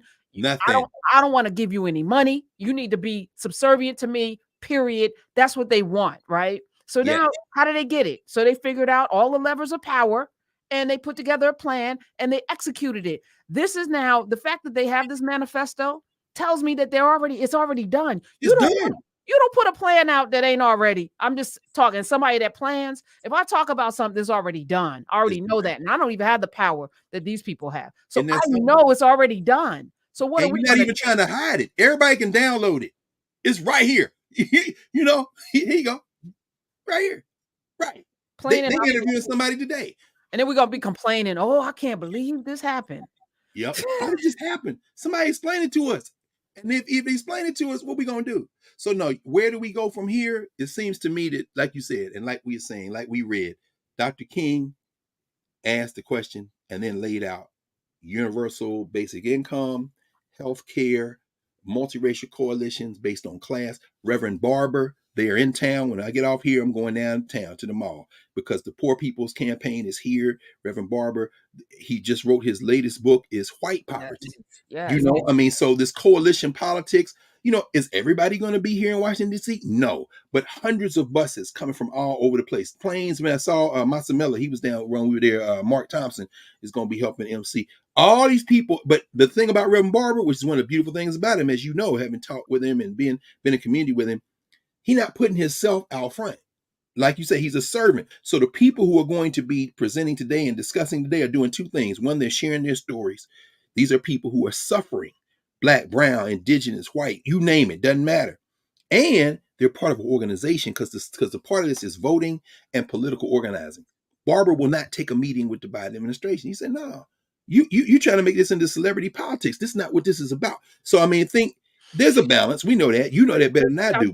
What's sad is this is not on everybody's scroll. This is not on anybody's scroll. As a matter of fact, as I'm looking, it's not trending. No.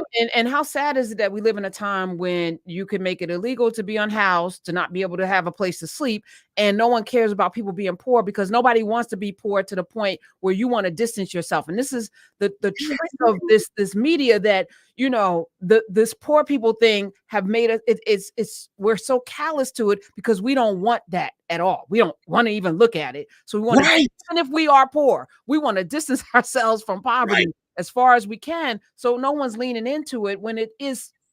But for that, right? If we think about society as weak links, if we don't shore that up, then how strong can we really be? So if you determine that that is a weakness, why aren't we making sure everyone has a home, everyone has food, basic income? I'm for that. Universal basic income. People should have dignity because we know when people have dignity, they behave a certain kind of way. Why aren't we leaning into that? This is not trending though.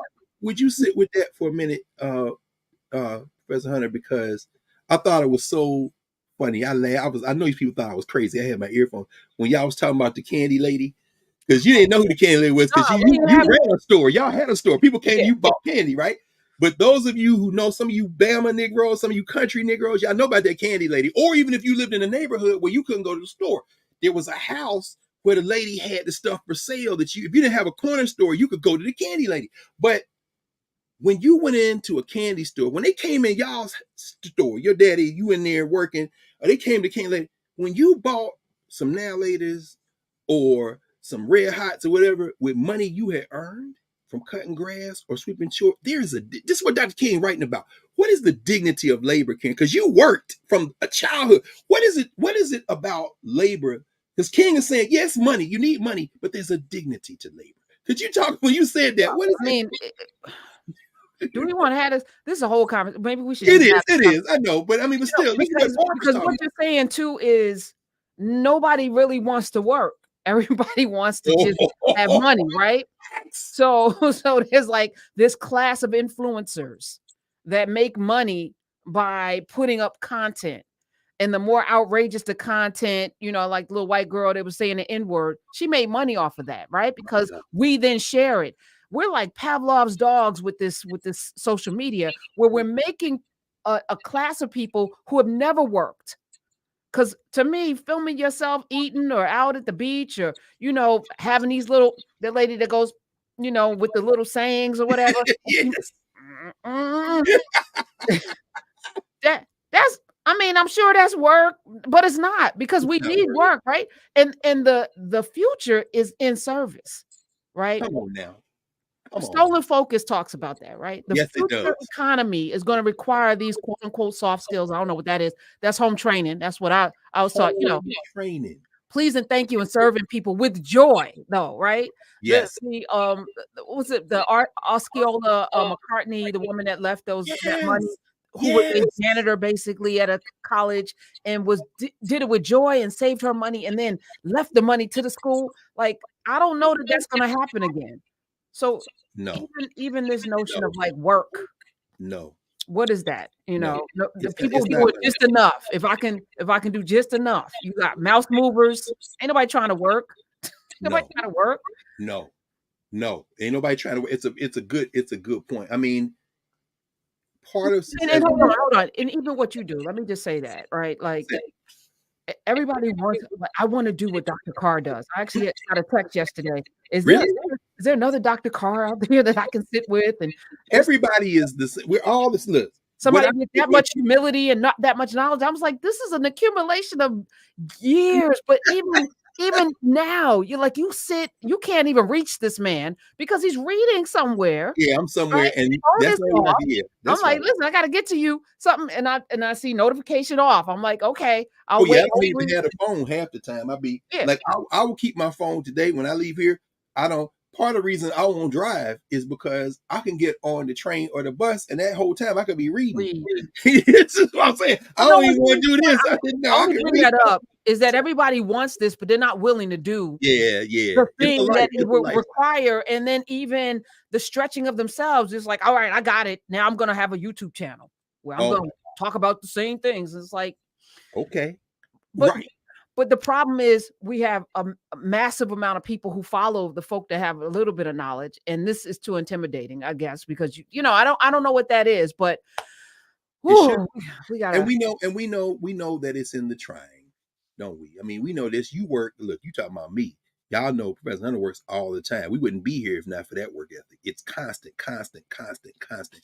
And we're gonna die. We're going to leave here, and we want to stay, but we don't know what comes next. Not tomorrow, though. Not tomorrow. For a while. You know, but as I say, no woman, no man knows the day or the hour. But at the same time, what we have control over is what we can do now. And so when you ask and discuss where do we go from here, and we think about Martin Luther King, one thing that is so very important, in fact, the thing, as you say, service.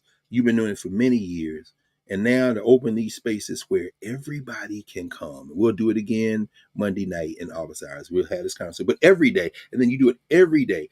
That it invites us to recognize that we all have the ability, and all we have to do is keep going. So when Martin Luther King asks, and he gives us the choice between chaos and community, Johnny Gill and Stacey Lattisaw ask, and they say, where do we go from here? Do we walk away, or do we keep on trying? You know, after the feeling's gone, my love. So the whole point is that that's the only choice. Do you walk away, or do you keep on trying? And if you keep on trying, you can recover your recognition that we can change society.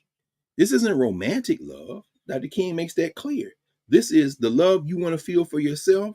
You can allow yourself to feel that love in community. Sometimes people, you know this better than I do. Part of what I experience you doing, I experience with you, is that restorative nature that we get from sharing.